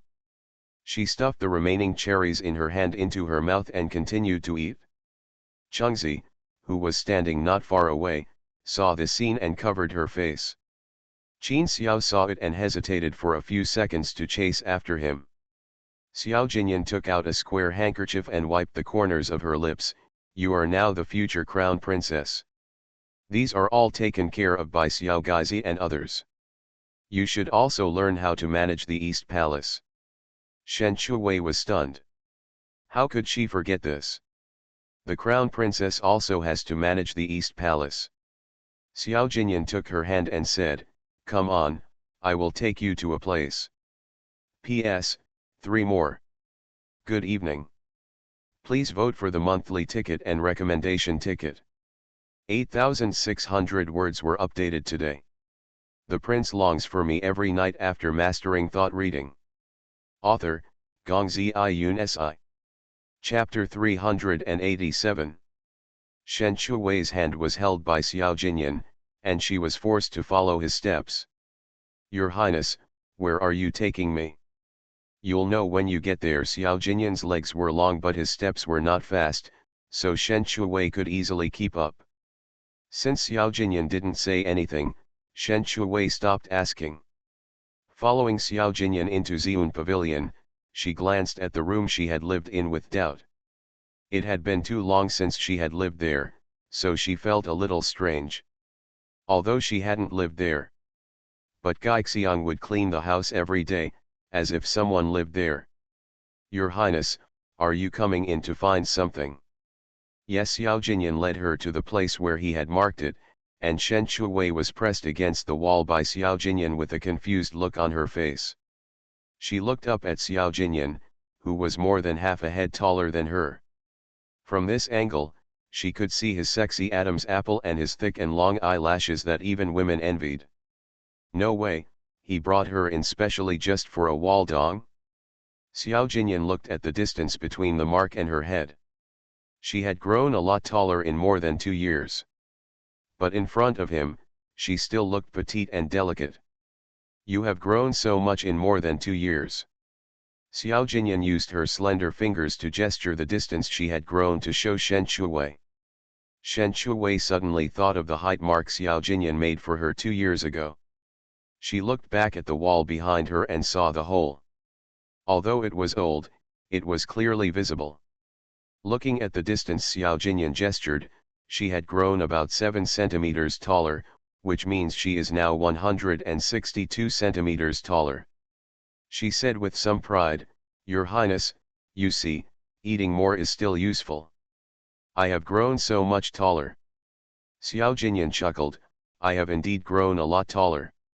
"Your Highness, don't worry, with a father like you who has excellent genes, our son will not be short." Shen Shuwei said that it didn't matter if she was a little shorter, and she would not be a drag. It would not be bad if her daughter was as tall as her. "Dao Tao is still young, so you don't need to think about this, but..." Xiao Jinyan paused here. Shen Shuwei asked, "But what?" Xiao Jinyan said, "The most important thing now is that you should learn some etiquette." Shen Shuwei's head exploded when she heard about learning etiquette. She pulled Xiao Jinyan's sleeve. "Your Highness, is it too late to regret now?" Xiao Jinyan said two words very gently, "It's too late." Shen Shuwei drooped her shoulders, and hard times were coming. Xiao Jinyan held her hand and encouraged her, "You are so smart, those etiquettes are easy for you to learn." "Your Highness, you are wrong, I am extremely stupid, and I can't carve a rotten wood," Shen Shuwei said aggrievedly. Xiao Jinyan had to use his trump card. "After learning the etiquette of the enthronement ceremony, I will satisfy you with whatever you want to eat." Shen Shuwei's eyes lit up when he heard this. "Really? Xiao Jinyan, when did I lie to you?" But this is too difficult. Even with the delicious food in front of her, Shen Shuwei still felt that the task was heavy. The next day, the teaching nanny came to the Hehuan Palace to teach the future crown princess etiquette. The teaching nanny is over 50 years old this year and is an old lady in the palace. Unlike other nannies who are kind, the teaching nanny is like wrong mama, and she looks very serious without smiling. First, the teaching nanny demonstrated, and then let Shen Shuwei follow. Shen Shuwei was walking well, and suddenly someone held her shoulders.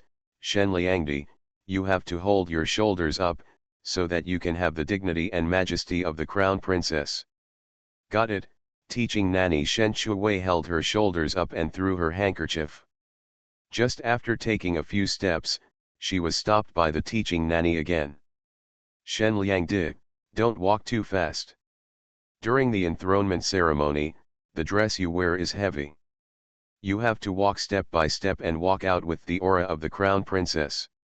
"Walk out with the aura of the crown princess." Shen Shuwei nodded heavily, took small steps, and walked slowly forward. "Shen Liangdi, during the enthronement ceremony, you can't walk like this, you have to lift your legs." When Shen Shuwei lifted her legs to walk, as expected, she heard the teaching nanny remind her, "Shen Liangdi, don't lift your legs too high. Shen Shuwei is a salty fish.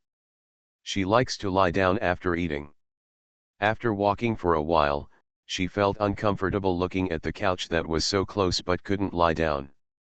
Listening to the teaching nanny's words over and over again, she suddenly thought of someone, wrong mama. Shen Shuwei walked a few steps, and before the teaching nanny spoke, she turned around and said with a smile, "Madam Jiayan, you are so good at teaching. Can you walk a few more times so that I can watch you?" Madam Jiayan listened to Shen Liangdi's sweet voice and did not refuse. Then Shen Liangdi must watch carefully. This etiquette cannot be sloppy. Madam Jiayan is right. I will watch it carefully. Shen Shuwei nodded vigorously, then sat down on the couch, picked up the cakes and ate. Chengzi brewed 2 cups of hot tea and put one of them in front of Shen Shuwei. Shen Shuwei ate cakes and drank tea while watching Madam Jiayan's walking posture. It was indeed something she could not learn. Walk out the momentum of the crown princess? So difficult. "Shen Liangdi, come here and walk a few more times." When Madame Jiayan turned around, Shen Shuwei hurriedly stuffed the remaining cakes into her mouth, picked up the teacup and drank a few sips of tea, and swallowed the cakes back into her stomach. Before Shen Shuwei drove away, she heard Susu crying in grievance. No need to guess, she must have woken up from hunger, and felt aggrieved because no one paid attention to her. "Madam Jiayan, please sit down for a while and have some tea." When Shen Shuwei came over, Chengzi had already picked up Susu and coaxed her. "Give it to me." Shen Shuwei urgently needed Susu to stick to her so that she could be lazy for a while. Madame Jiayan saw that the crown prince had woken up, and it was difficult to say anything, so she sat down and waited. Shen Shuwei fed Susu first, then sat on the couch with Susu in her arms, gently patting Susu's back. Susu, who was full and satisfied, was in a very good mood. She grabbed Shen Shuwei's collar with her little hands, and her dark eyes looked at Madame Jiayan and grinned. Madame Jiayan had been in the palace for most of her life, and she was surrounded by either old people of the same age or young palace maids. Seeing a pink and tender baby, she couldn't help but look at it a few more times, and once she saw it, she couldn't look away. Susu lay on Shen Shui's shoulder and put her fingers into her little mouth. Seeing someone staring at her, she grinned a few more times. When she smiled, there were shallow dimples on both sides of her cheeks, which was very sweet. Nanny Jiayan thought that this child was really lovable. Susu smacked her lips and stretched out her arms towards Nanny Jiayan, as if to say hello. Nanny Jiayan saw it and thought she wanted her to hug her. Shen Liangdi, let me hug the crown prince too. Shen Shui did not refuse. Okay. Nanny Jiayan brought Susu over. The little guy was soft and grinned from time to time, which made people melt. For a moment, she forgot that she was here to teach Shen Liangdi etiquette, not to hold a child to play. Shen Shui took the cake and continued to eat it. Seeing Nanny Jiayan holding Susu and teasing her, she couldn't help laughing. After the teaching nanny left, she suddenly remembered the purpose of coming to the Hehuan palace. As a result, she held the baby for a long time. At night, after the two little guys fell asleep, Shen Shui and Xiao Jinyan lay down on the bed and asked about the etiquette learning today. Xiaju, how is the learning going? Shen Shui said, it's very good. The teaching nanny is very kind. Kind. The teaching nanny is famous for being strict, and Xiaju actually said that she is kind? You are the first person who said that the teaching nanny is kind. Really? Shen Liangdi looked at the teaching nanny holding Susu today, and she was really super kind. At this time, the bed was quiet, as if they could hear each other's heartbeats. With the soft jade in his arms, Xiao Jinyan couldn't control himself for a while, and lowered his head to kiss her. Shen Shui stretched out his arms and hugged Xiao Jinyan's neck tightly. Halfway through, he suddenly heard a humming sound of yat. This sound is too familiar, most likely made by Susu. As long as his daughter didn't cry, Xiao Jinyan ignored her and lowered his head to continue what he had just done. Shen Shui saw that Xiao Jinyan was indifferent, so she pushed him with her hand. Jinyan, Susu seems to be awake. Xiao Jinyan kissed the corner of Shen Shui's lips and said in a hoarse voice, no one cares about her, she will fall asleep soon. But the ya sound didn't mean to stop. At this time, Susu had turned over and twisted out of the quilt.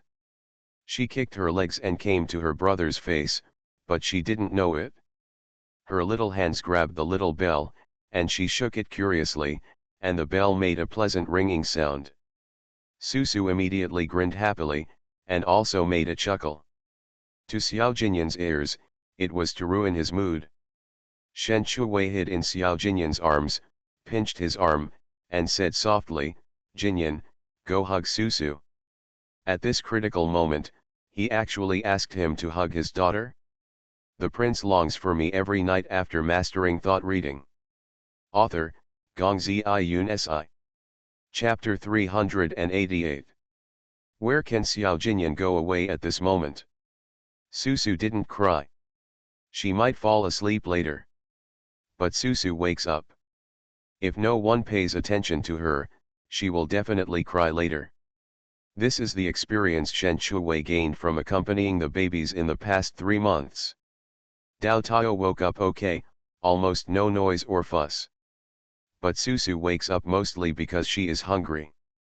If no one cares about her, she will feel very wronged and cry when she feels wronged. The sweat on Xiao Jinyan's forehead kept breaking out, and he said in a hoarse voice, she fell asleep when no one paid attention to her. Look how sweet Dao Tao sleeps. Shen Shui carefully wiped his sweat with a handkerchief. With Susu's ability, I will wake my brother up later. Xiao Jinyan saw that she was still thinking about wiping her sweat, but he couldn't care less at the moment. Wait until she wakes up. When Shen Shui still wanted to speak, Xiao Jinyan lowered his head and blocked her mouth. At this time, in the small bed, Susu played with the little bell for a while, then found that no one came to accompany her, so she curled her lips in grievance.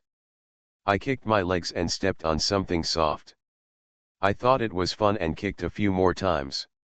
Dao Tao's little face was stepped on several times, and she seemed to wake up. She moved her body by kicking, and her head reached the railing of the crib.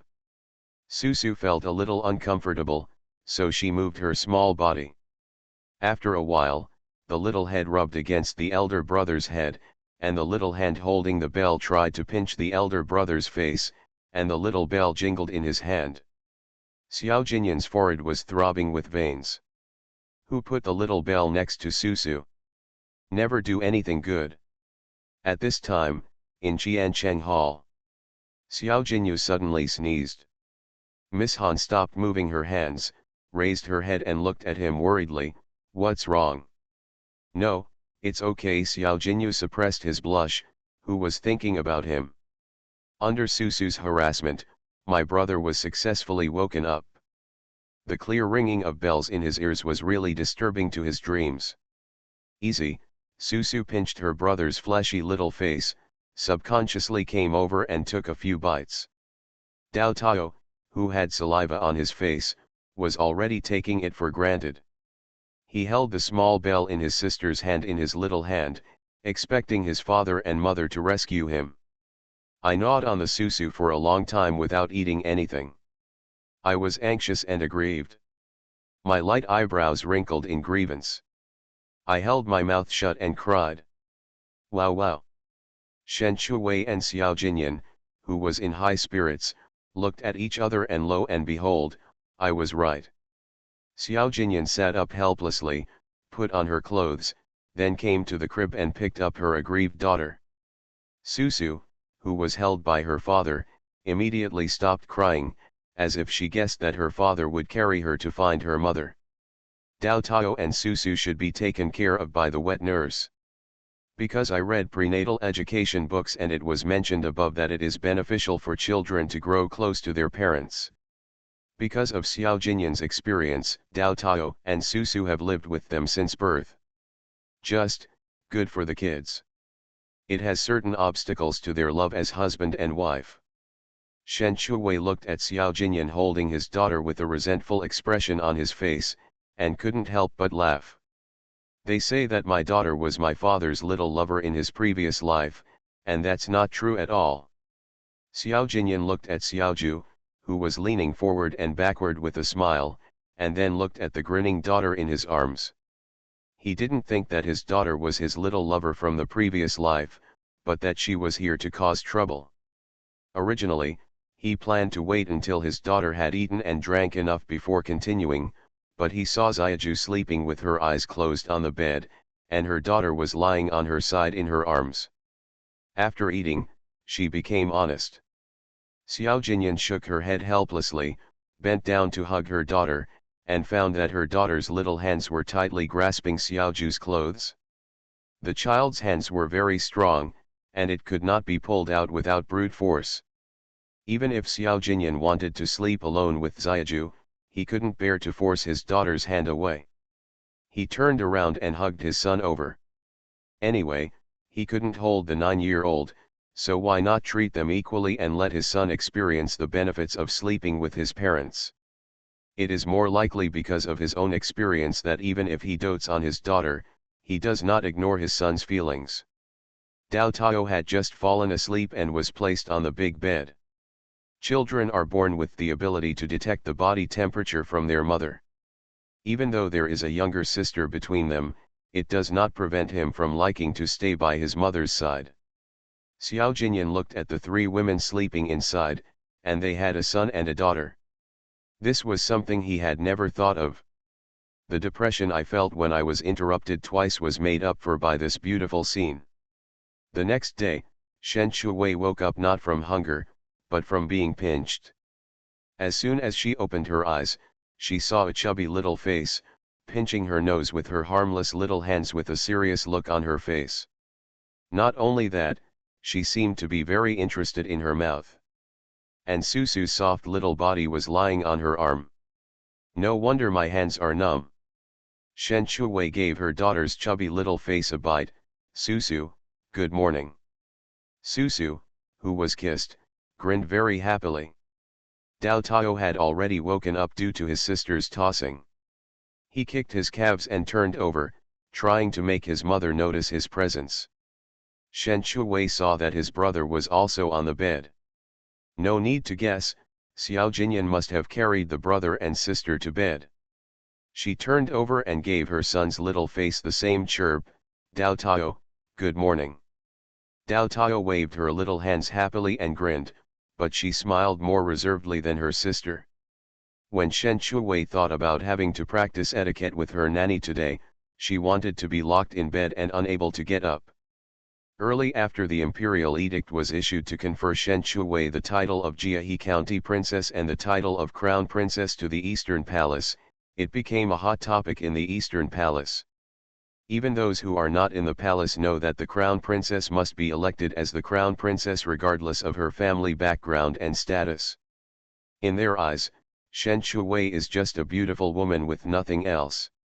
2 days ago, there were rumors that Shen Shuwei had an accident with her child. Now that she was conferred the title of County Princess by the Emperor, her status was almost catching up with that of a princess overnight. Who wouldn't sigh? Shui concubine was so angry when she heard the news that she didn't eat or sleep well for 2 days, and she had to copy scriptures. She was the princess of Suya country, but she was robbed of the position of crown princess by a concubine. The more she thought about it, the more unwilling she felt. "Princess, I think the Emperor of Daxia is not trustworthy. He said that he would make the princess the crown princess after 1 year, but he made Shen Liangdi the crown princess. It is clear that he doesn't take Suya country seriously," Shui Yao said indignantly. Concubine Shui tightly grasped the hairpin in her hand and looked at herself in the mirror. She was a princess of a country, but she was ignored to such an extent. "Call Yingzi over. This princess wants to write a letter to my father." "I will go now." Shui Yao quickly left the room and came back with a humble eunuch behind her. Concubine Shui handed Yingzi the letter she had written in advance. "Be sure to hand it to my father in person." "Don't worry, princess, I will definitely hand it to the king." Yingzi took the letter and left quickly. "The ceremony of enthroning the crown princess is approaching.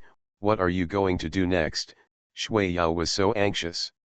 Concubine Shui waved to Shui Yao. Shui Yao immediately came over. After concubine Shui whispered a few words, she said, "Do it cleanly and neatly, otherwise others will catch it." "I know." Shui Yao took the order and retreated. At this time, the sound of a teacup falling to the ground came from the remote warm room. Bang! Chang Fenji ignored the teacup and looked at Huaixiang, asking in disbelief, "Are you telling the truth? Shen Liangdi was named a princess." "It's true, my lady." "Not only was she named a princess, but the ceremony of enthroning the crown princess will be held on the 8th day of next month," Huaixiang repeated again. Chang Fenji was completely panicked this time. She originally wanted to wait for the Queen Mother to come back and make the decision for her. With her family behind her, she still had a chance to turn things around. However, the Queen Mother could not return to the capital until the 10th day. By then, the overall situation had been decided and everything was too late. "My lady, if the Queen Mother came back now, it would be great. She would definitely not let someone like Shen Liangdi become the crown princess." "My lady is the most suitable candidate for the crown princess," Huaixiang said indignantly. "And is the same. She actually helped outsiders. I am her niece." Chang Fenji coughed twice in anger and wiped the corners of her mouth with a handkerchief. Huaixiang patted Chang Fenji on the back and comforted him, "My lady, you have to take care of yourself. Even if you become a crown princess, you will be deposed someday. You still have a chance." Chang Fenji's eyes suddenly lit up. "You're right. As long as she makes a mistake, she will be deposed. The crown prince can't save her even if he wants to. There are still 2 days before the enthronement ceremony." Shen Shuwei learned etiquette for 2 hours, including the etiquette of kneeling. She really wanted to speak sweetly, and the kneeling posture was so particular. Not only that, even a few days before the auspicious day, there are regulations on diet. Spicy food is not allowed, and it is not advisable to be too full, so as not to affect the process of the enthronement ceremony. Sure enough, it is not easy to be a crown princess. The queen brought her own small clothes to see her precious grandchildren. Seeing the queen, Shen Shuwei was ready to be friendly. Empress. The queen saw at a glance that Shen Liangdi was extremely aggrieved. What's wrong? Nothing, I just miss you. The queen was amused. I come here every few days, what's there to miss? After saying that, she suddenly came over and asked curiously, did someone bully you? Shen Shuwei shook her head, no.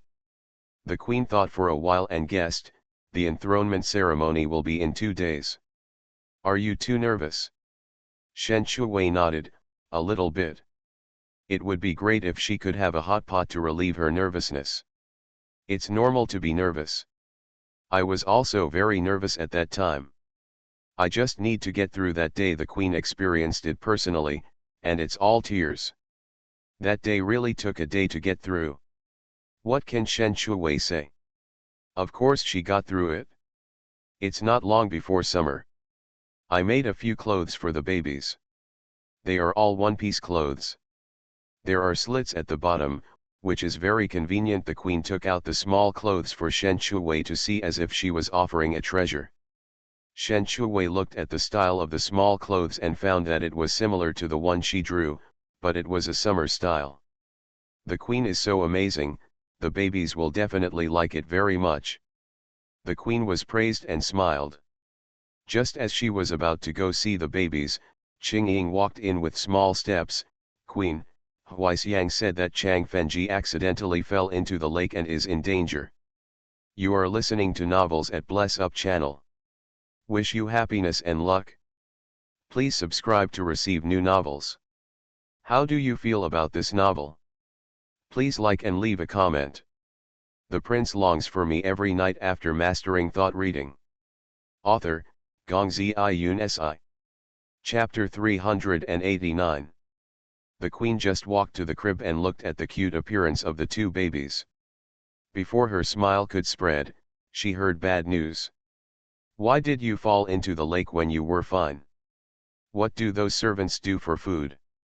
Even if Chang Fenji did something wrong, she was still the queen's niece. How could she not be worried if something happened? She couldn't explain it to her brother either. The queen didn't care about hugging her grandchildren. She said a few words to Shen Shuwei and then walked quickly to Broken Core Pavilion. When the queen stepped into Broken Core Pavilion, she saw that the environment and decoration were not even 1/3 of those of Zinlan Palace. Naturally, the accommodation was not as comfortable as Zinlan Palace. Entering the back room, the queen saw the imperial doctors gathered around the bed to treat Chang Fenji. How is Chang Fenji? The imperial doctor cautiously replied, Empress, Chang Fenji has been drowning for too long and is rescuing her. The queen's legs felt a little weak when she heard this. It was true that she was angry because of what Chang Fenji had done before, and it was also true that she was afraid that something would happen to Chang Fenji. Then hurry up and rescue him. Yes, yes, yes. The imperial doctor hurriedly joined the rescue team. The queen paced back and forth worriedly. When Xian saw Huaixiang crying and out of breath, she asked coldly, how did you take care of Chang Fenji? How did you let her fall into the lake? Huaixiang wiped away her tears and choked up and said, back to the queen, my mistress knows that the queen likes to eat sour fruits. When I went for a walk today, I passed a mulberry tree and saw that the mulberries were almost ripe. I thought the queen would like it to eat. The little master went to pick it, but accidentally fell into the lake. Huaixiang cried while talking. The queen was a little moved when she heard the words, and looked at Chang Fenji's pale face, feeling a little distressed. As long as you have this intention, slaves should be allowed to do such dangerous things. After the rescue efforts of the imperial doctors, Chang Fenji was saved, but his body was still very weak and his face was pale without a trace of blood. The queen was angry and distressed. You two, what kind of work can't be done by slaves? Taking care of yourself is the most important thing. Chang Fenji said weakly, and Lanner just hasn't seen her for a long time. When she saw mulberries, she remembered that her aunt loves to eat them, so she didn't wait for the slave to pick them. The queen recalled that before Chang Fenji entered the palace, she often missed her, so she clamored for her brother to take her into the palace to see her. If he hadn't done something wrong, he wouldn't have disappointed her so much. Have a good rest and go back to Zinlan Palace tomorrow. After the queen left, an imperceptible smile flashed in Chang Fenji's eyes. The next day, Mrs. Chang went to the palace to visit her daughter Chang Fenji. When she saw that her daughter had lost a lot of weight, she felt extremely distressed. In order not to chill General Chang's heart, Chang Fenji's status was restored to Liang Yuan. Chang Liang Yuan looked at the familiar Zinlan Palace. She no longer cared about living in Zinlan Palace. If she wanted to live there, she should live in Hehuan Palace and become the crown prince. But after figuring it out, she wasn't in a hurry. So what if Shen Shuwei successfully became the princess? She had plenty of ways to pull her down so she couldn't turn over. She has only one goal now, and that is to become the crown princess and the future queen. Chang Liangyuan drank tea quietly, her eyes full of calculations. After concubine Su got the news, she couldn't wait to come to Hehuan Hall, waving her handkerchief. When she saw Shen Shuwei sitting on the couch, she said something. I'm furious. When Shen Shuwei saw concubine Su with an angry face, she guessed that someone must have made her angry. What's wrong? Chang Fenji has become Chang Liangyuan again, and she has moved back to Zinlan Palace. She made a mistake, and it is too easy for her to regain her position so easily. Concubine Su sat on the couch angrily. Shen Shuwei has always been deaf to what is happening outside the window and is not bothered by annoying things. She eats and drinks every day and lives a very comfortable life without worries. However, Shen Shuwei was also a little surprised when he heard the news. After being surprised, I figured it out. Because Chang Liangyuan is the queen's biological niece, she is not only survived by the queen, but also by General Chang's family as her backing. Before making a huge mistake, General Chang Lao's face had to be taken into consideration. Chang Liangyuan is so good at using tricks. She fell into the lake on purpose. Why did she want to eat mulberries for the sake of the Empress? How can she blame the Empress for her own affairs? Concubine Su became angrier as she talked. The queen softened her heart and asked her to move out.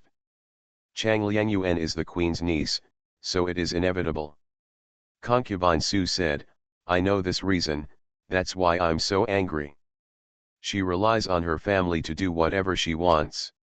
Here, eat a cherry. Shen Shuwei still knew concubine Su relatively well. She picked up the cherries in the fruit plate and handed them to concubine Su. Concubine Su was just angry, and she was stunned when she saw such a big cherry. She picked up the cherry from Shen Shuwei's hand and looked at it carefully.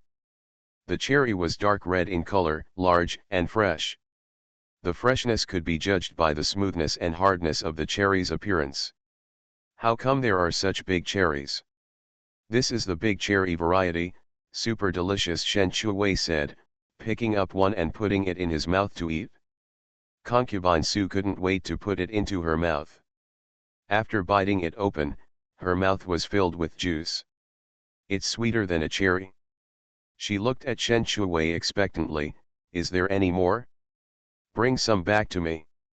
Of course, I will ask Chengzi to pick some for you to take back. Shen Shuwei planted 2 extra large cherries the year before last. With the irrigation of Lingquan water, they can finally eat them this year. After concubine Su finished eating the cherries, she went to hug Dao Tao and Susu.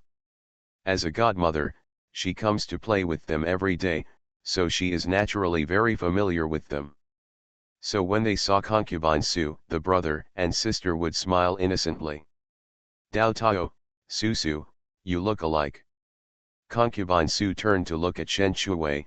Do you think they will always look alike when they grow up? Shen Shuwei explained, We can't say for sure. The twins are fraternal twins. It's normal to look different. However, the probability that Dao Tao and Susu look alike is very slim. You won't know when you grow up. How nice would it be if they always looked the same? Concubine Su looked at the innocent and cute appearance of the two little guys and couldn't help but tease them. When the babies were little, the snowballs kept them away. It has been more than 3 months now, and Swichuan is also trying to get close to Dao Tao and Susu, fearing that they will be scared. Swichuan carefully stretched out his forelimbs, trying to say hello to Susu, but he was afraid of scaring her. Surprisingly, Susu was not afraid. She grabbed Swichuan's feet and dragged him over, hugging her into her arms. She kneaded and squeezed her with her little fleshy hands, smiling very happily. The ravaged snowball kept its claws and did not dare to move. "Little ancestor, I'm afraid you can't do it." Not to be outdone, Dao Tao grabbed Xuetuan's paws and started playing curiously. Concubine Su was worried about scaring Susu at first, but when she saw Susu's bold initiative and Swichuan's hopeless look, she burst into laughter. Everyone knows that apart from His Highness who can hold and touch Swichuan, Shen Shuwei is the only one left, and now 2 more are added, Dao Tao and Susu. Swichuan doesn't hate the contact between Susu and Dao Tao. Shen Shuwei was not surprised when she saw this scene. In her eyes, Xuetuan was a very soft and cute pet. When Concubine Su left, she went back with a basket of big cherries. At night, Concubine Su was reading a storybook while eating fresh big cherries. When she stayed in the palace, what she had to do every day was to read a storybook to pass the time, and then go to the Hehuan Hall to chat and hug her 2 babies. Her life was pretty good, not boring. Just when it was wonderful to watch, a black figure came in quietly from the window. Concubine Su didn't notice anyone approaching. She continued to eat cherries and read the storybook, not even knowing there was a person standing behind her. The content in the storybook is that the male protagonist bangs the female protagonist against the wall, and the 2 kiss passionately. Then, the male protagonist picks up the female protagonist and walks to the big bed. The man in black looked at the contents of the book and said, "You are a girl, reading such filthy articles." Suddenly a male voice came from behind, and Concubine Su jumped up from her chair in fright. "Ah!" The book also fell from his hand and was caught by the man in black with quick eyes and hands. Concubine Su was stunned when she saw the man in black. Even after 4 months of absence, she still recognized him at a glance, the man in black who had saved her life. Caxia's worried voice came from outside the door, "Little master, what's wrong with you?" Concubine Su said to Caxia outside the door, "It's okay, it's just a nightmare. Do you need a slave to come in and accompany you?" Concubine Su was afraid that Caxia would open the door and come in, so she hurriedly stopped her. "No, I'm not a child anymore. I'm just having a nightmare." After hearing this, Caxia had no choice but to lie down again. The man in black looked at Concubine Su's actions. He came to the table and sat down. He opened the storybook in his hand to read the next development of the story. He reached into the fruit bowl, picked up a cherry and was about to stuff it into his mouth. The result was blocked by a towel. The man in black was embarrassed for 2 seconds. Concubine Su couldn't help laughing when she saw it, but she was afraid that Caxia would hear it, so she stopped laughing. "Why did you suddenly come to the palace again?" She hadn't seen the man in black for 4 months, and she thought she would never see him again. Passing by, the man in black calmly put the cherry into his mouth from under the face towel, took a bite and found that it was quite delicious. "I kept looking at the storybook and found that it was quite sexy." The male protagonist not only kissed the female protagonist, but also took off her clothes. Only then did Concubine Su realize what she had just read. "Give me back the script." As he spoke, he reached out to grab it, but the man in black easily dodged it. Concubine Su glared at him angrily, "Give it back to me quickly." The man in black looked at her with a half smile, You are a girl, how can you see such a thing? Concubine Sue's face turned red with embarrassment, and she reached out angrily to grab the storybook again, but the man in black knew kung fu and sat there motionless, so she couldn't grab it. Give it back to me quickly, do you hear me? The man in black held the book out of Concubine Sue's reach, raised his eyebrows and looked at her. Do you want to continue reading? Concubine Sue's face turned red as she failed to live up to expectations. She put one hand on the table and reached out to grab the book. As a result, she tripped over his feet and fell directly into the arms of the man in black. She instinctively reached out to grab something to steady herself, but accidentally tore off the man in black's black scarf. The prince longs for me every night after mastering thought reading. Author, Gongzi Yun Si. Chapter 390. For a while, the house was quiet, and the rustling sound of leaves blown by the wind could be heard outside the window. And the thump-thump sound of Concubine Sue's heartbeat. She didn't expect that by mistake, she did something she had always wanted to do.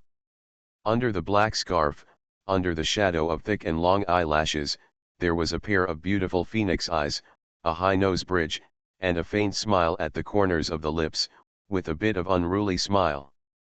The skin was as white as jade, and the three-dimensional facial features were almost perfect. Concubine Sue was stunned for a while, really handsome. Last year, the man in black promised to show her, but he didn't fulfill it for a long time, which made her angry for a long time, until he disappeared directly. She thought she would never have the chance to meet in this life, but she didn't expect that not only did she meet, but she also saw the true face of Mount Lu as she wished. This wave is not a loss. All this happened too quickly, and the man in black didn't have time to stop it, and he was seen. The man in black was stunned at first, and then he was relieved, just as if he had fulfilled his promise to her temporarily. In the 4 months since he left, he actually went to other places to look for Xiaju, but there was no news. When passing through Daxia, he took a walk around the palace and then came to Yuxiang Palace. He calmly looked at Concubine Sue, who was looking at him. How long will you watch? Concubine Sue reacted, embarrassed. I didn't mean it. Then she said confidently, you promised to show me last year. Now that I have seen it, it will be considered that you have fulfilled your promise. Having seen it, the man in black took it calmly. Yeah. Seeing that the man in black was not angry, Concubine Sue became bolder. She stared at the handsome face for a long time. It was really different from what she imagined. She thought the man in black was just rough-looking, with an average face, or even stumbling, but the result was exactly the opposite. The man in black lowered his eyes to look at the woman sitting on his lap, and a faint smile flashed in his eyes. How long do you want to sit on me? Concubine Sue looked down and realized that she was sitting on the man in black in a cross-legged position. Men and women should not touch each other, so she stood up with a red face. I am not the kind of woman who will throw herself into the arms of a handsome man when she sees him. You stole my book, and I wanted to take it back, and I accidentally fell into your arms. Concubine Sue tried to explain that her action was unintentional. The man in black raised the book in his hand and looked at Concubine Sue with a dim look in his eyes. Can you read this book? It's just about love. They are husband and wife, isn't it normal? Concubine Sue argued with reason, but she was actually guilty. Such a filthy article, do you think it's normal? The man in black almost said that she was a simple girl and it would be easy to learn bad things by reading this. Concubine Sue explained, I was reading the story, and the description was not detailed. The lights were turned off after the clothes were taken off. The man in black asked, turn on the lights? What do you mean? Concubine Sue looked at the book in his hand. You will know if you read it yourself. The clothes were gone before they were completely taken off. The man in black continued to read the unfinished story in the book with doubts. When he finished reading, he found that it was indeed gone after the coat was taken off. Even so, you are not suitable for reading such books as a girl. Don't read it in the future. The man in black stuffed the book into his arms. Concubine Su saw it and couldn't help but feel a little anxious. She promised Tao Liangyuan that she would show it to her after she finished reading it. I won't read it, you give me the book back. The man in black snorted, if you don't read it, what else do you want to do? Concubine Su couldn't find an excuse for a while, staring at the book in the man in black's arms, trying to find a chance to take it out. I promise I won't read it. Concubine Su tried to get closer to the man in black. Girls can read more poetry. It's best to burn books that are easy to learn bad things, the man in black said, looking at the cherries in the fruit plate, picked up one and put it into his mouth to eat. When Concubine Su heard that the book was going to be burned, she felt pain in her heart. She hadn't finished reading the story yet, and Tao Liangyuan hadn't read it yet. It would be a pity to burn it. She moved forward 2 steps, and while the man in black was eating cherries, she suddenly pounced on him, aiming at the book in his arms. The man in black didn't expect her to attack suddenly. The distance was too close, and it was impossible to dodge. When Concubine Su's hand reached her chest, the man in black grabbed her wrist. Concubine Su was caught off guard and fell into the arms of the man in black again. Before she could react, the man in black's playful voice came from above her head. This is the second time. Do you still want to quibble that you are not throwing yourself into his arms? Concubine Su raised her head and found that the two were super close, so close that she could feel the man's breath gushing out. If I say no, then it's not. Concubine Su struggled to stand up, and heard the black-clothed man's teasing voice again. Didn't you read the content in the storybook just now? Don't twist around on a man, it will be very dangerous. The black-clothed man said the last 4 words close to her ear, with a low voice and full of magnetism. Concubine Su was stunned for a long time, and suddenly thought of the content written in the storybook. Her current behavior was undoubtedly seducing the black-clothed man, and the consequences were disastrous. Concubine Su was a girl after all, and she was immediately scared and dared not move. Although the black-clothed man was very handsome, a girl's reputation was very important. She was going to leave the palace and go home, and she couldn't bring shame to her family. The black-clothed man saw that Concubine Su had become honest, and laughed softly, "You are really not scared?" Concubine Su heard the black-clothed man making fun of her again, and her cheeks were bulging with anger, but even so, she didn't dare to move. What did the storybook say? Men are really not easy to tease. The man in black had enough teasing, so he let go of Concubine Su and stood up. Gone. Before leaving, the man in black grabbed a few cherries. When Concubine Su wanted to stop him, he had already disappeared into the night. She stamped her feet angrily, "Come as soon as you want, leave as soon as you want, what do you think this place is? I grabbed so many cherries, so why not keep the book?" Asterisk. The day before the crown princess was appointed, the clothing bureau hurriedly sent the auspicious clothes to Hehuan Hall. Changzi looked at the auspicious clothes on the table. The embroidered dark patterns were all rare treasures. It could be seen how luxurious and grand the princess's auspicious clothes were. "My little master will put on this auspicious dress and become the crown princess tomorrow morning. My merits have been fulfilled." Changzi smiled happily like an old mother. The little master climbed from being a little girl lying down on his back to the position of the princess. "Thinking about it, I think it's super awesome. My lord, please take this slave's knees." Chan 11 looked at Shen Shuwei with admiration. Shen Shuwei was amused by Chan 11's appearance. Following her, her words became more fashionable. Changzi laughed twice. Shen Shuwei looked at the princess's auspicious clothes. She would wear this clothes tomorrow to marry Xiao Jinyan. For her, the registration ceremony was equivalent to getting married, with complicated procedures and many rules. When Xiao Jinyan came, he saw Xiaju looking at Jifu. He was still quite nervous when he thought about having the mediator marry Xiaju tomorrow. "Xiaju. Shen Chu slightly arched his eyebrows and said, "Your Highness, you are here." Xiao Jinyan came over and looked at the auspicious uniform worn by the princess. "Go to bed early tonight. You will get up at the 5th watch tomorrow." Shen Chuwei then remembered that she would have to get up early tomorrow. She was a bedridden patient, so getting up early would be fatal. "Wash away and go to sleep." The two of them went to take a bath one after another, and then went to bed to rest.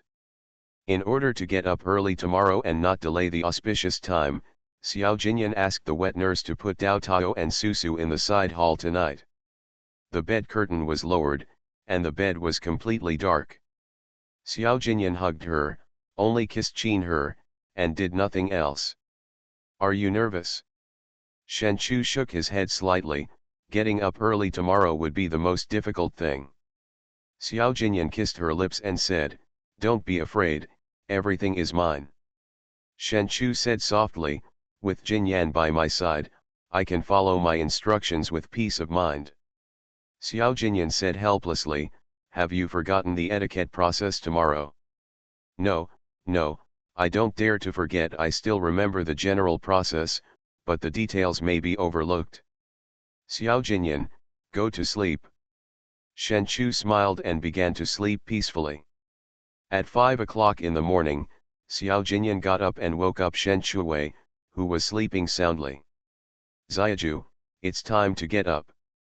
Xiao Jinyan called out several times before Shen Chuwei got up with squinted eyes. The prince and the princess need to be separated and served by their mother-in-law and father-in-law respectively. Shen Chu was slightly dazed and the nuns began to give instructions. Bathing time took several times longer than usual. After bathing, you also need to spit in various essential oils. Then came the dressing up. The nuns are all old people, and this is not the first time. It can be said that they are familiar with the road. Shen Chuwei was still dozing, looking at herself in the bronze mirror with squinted eyes. Her makeup was very thick and gorgeous. The luxurious phoenix hairpin on her hair actually made her look graceful and luxurious. However, it is also very, very heavy. She felt the same way now. The queen must be very tired wearing her noble hair and luxurious phoenix crown every day. I'm lucky that my neck is fine. After wearing the hairpin, it is time to put on the auspicious clothes. Two nuns picked up the auspicious clothes and put them on her. "What should I do if the jifu outside is broken?" Grandma's exclamation sounded, attracting the other two grandmas. "What's wrong?" Grandma was extremely anxious and said, "This jifu is defective and cannot be worn." In the grand ceremony of establishing a crown princess, everything from auspicious clothes to attire is very important, but you can't afford to be careless. Hurry up and ask the embroiderer from the Shanghai Bureau to mend it. It's too late, the auspicious time is coming soon. When Shen Chuwei heard the words, she saw that all the nuns were shocked. She came over with doubts, picked up the auspicious clothes and took a look at it. She found that the embroidery on the chest was broken. Not only that, the auspicious beads on Lian Yun's shoulders were also broken. One is missing too. Chengzi saw it and regretted that the clothes department did not check it carefully when it was delivered. She raised her head and looked at Shen Chuwei. "Little master, what should we do?" Shen Chuwei asked, "Do you have any spare auspicious clothes? Or use other auspicious clothes to replace them?" "We only prepare one set of auspicious clothes, how can we prepare two sets?" Grandma suddenly remembered the ceremony of conferring the crown princess last year. Chang Liangyuan had a custom-made set at that time, why not borrow it to wear?